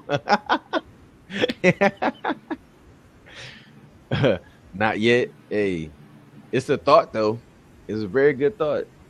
That's where you guys are young. So me and my partner were eventually helping take it. If not, I mean, it kind of came down to the point where we were like, after we get going and I say like our account's around like $5,000, and actually like once we get our account built up and actually have enough money, you know, and we get like all the legal stuff done and whatever procedures we need to take to, you know, be brokers, not brokers, but investors, and basically that, but be investors and stuff, and try to like, you know, either we came down to the conclusion if we're happy with the money and everything that we're making from day trading, we'll just stick with that, and if it's more of a hassle, that we'll just be happy with where we're at, and maybe if it does take off and gets even bigger, we were looking trying to make, you know, maybe our own investment company, something like that. But that's like a far-fetched thought way out there. I mean, the idea is kind of scary, messing, you know, with, you know, handling a lot of people's money, but that's just a thought way out there. Sure, man. I gotta head out, but good to have you, Adam, man. See you later. That's not necessarily man, keep your dream alive. If it was more of like a business plan, like we, you know, as far as investing, but then again, we're like, you know, if we get so far and we're happy with what we're doing, there's no sense in you know, branching off and, you know, starting an investment company. Especially if you're trying to be like a big company, that shit can be, I guess, it can be not only a hassle, but really, I guess, risky on top of a lot of other things.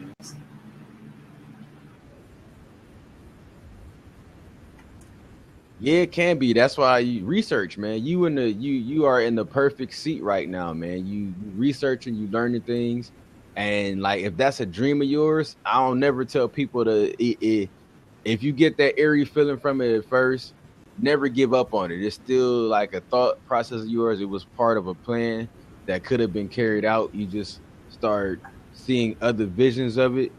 Man, if you feel like it's gonna be something that's gonna be prosperous for you in the future, be like in the, you know, back of my head. You know, and it's more of like, you know, we're at point A, that's kind of like down here at like point, you know, F, you know, and it's kind of off to the side. We're like, we gotta get to really just building our company up. You know, once we get to, you know, maybe like, you know, we make our first like $1 million, which, you know, that's so far, you know, maybe that's.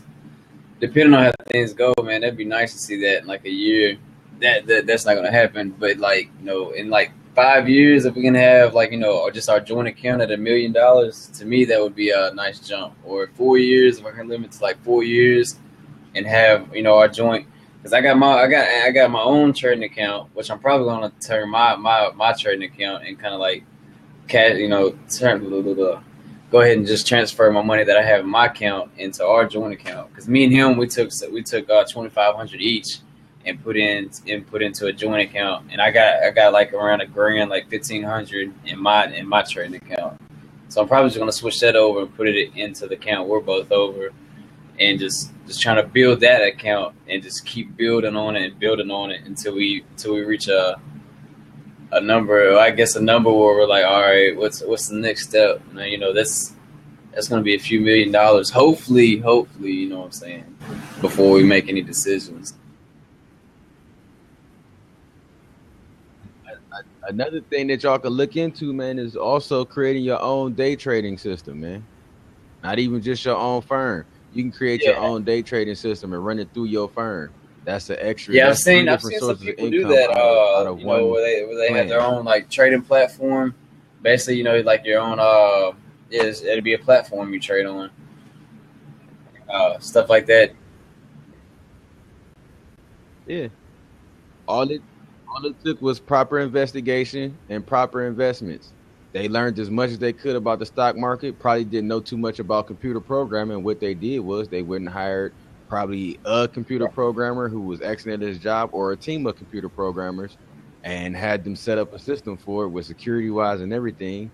And they generated through how they normally was running their life. Well, like the main goal, showing people how they do. The main goal for this small account right now is take it like day by day, trade by trade, profit. Small profit here, small profit there. That's the game plan, man. Is not to be too greedy and definitely cut losses when we can. Whenever we have them. But right now, I'm like definitely like trying to take everything slow as I can with the small account, because that means shit can go south and your small account can be going. But my main thing, man, I'm trying to trying to really push myself on patience, man. It's having patience. That's where I'm lacking. Man, patience is a virtue, man. Patience is a virtue. That's why I always tell people, like what I was just talking about earlier, man. Knowledge of the tree. Think about how much patience a tree has for it to take all that time to grow and flourish great things. You know what I'm saying? So you gotta be patient, man. It take almost 4 years for an apple tree to flourish truly ripe apples to where they can be edible. And if a farmer, look at it this way, if a farmer, all he doing is producing fruit right now. He's starting off just producing fruit. An orange orchard is going to take at least 2 springs, just like with an apple tree. It's going to take 2 springs for it to bear ripe fruits. If he don't stay consistent and just say, oh man, I need the money this year, I can't wait another year for this stuff to come up, and leave his farm, then another man come up and buy his farm. He got these very luscious orange orchards, luscious apple tree, got all these great fruits. Now all he got to do is just sell these fruits, and now he just made his investment towards buying some farm animals. Yeah, the other farmer was being impatient and just gave up on him. That's a good way to look at it. That's a good way to look at that too. Really good way. That's what any business. I'm about to make that post on my Facebook after we finish this conversation, because I've been up 8:30 this morning, but I don't think I'm going to sleep no time soon. I got up. I'm too 5:30. I'm too pumped and motivated right now, and I got. Oh, it was nothing. That night we blabbed and we got on there and whatnot. Yeah, I went to sleep. We get out of our blab. I found a little bullshit blab. Yeah. And, me and some guys. One of the bullshit was we got into a. You would have liked the conversation if you were there. We got into it. It was more on life and religion and stuff like that. Abdul was in there. He spells his name like Abdella, something like that.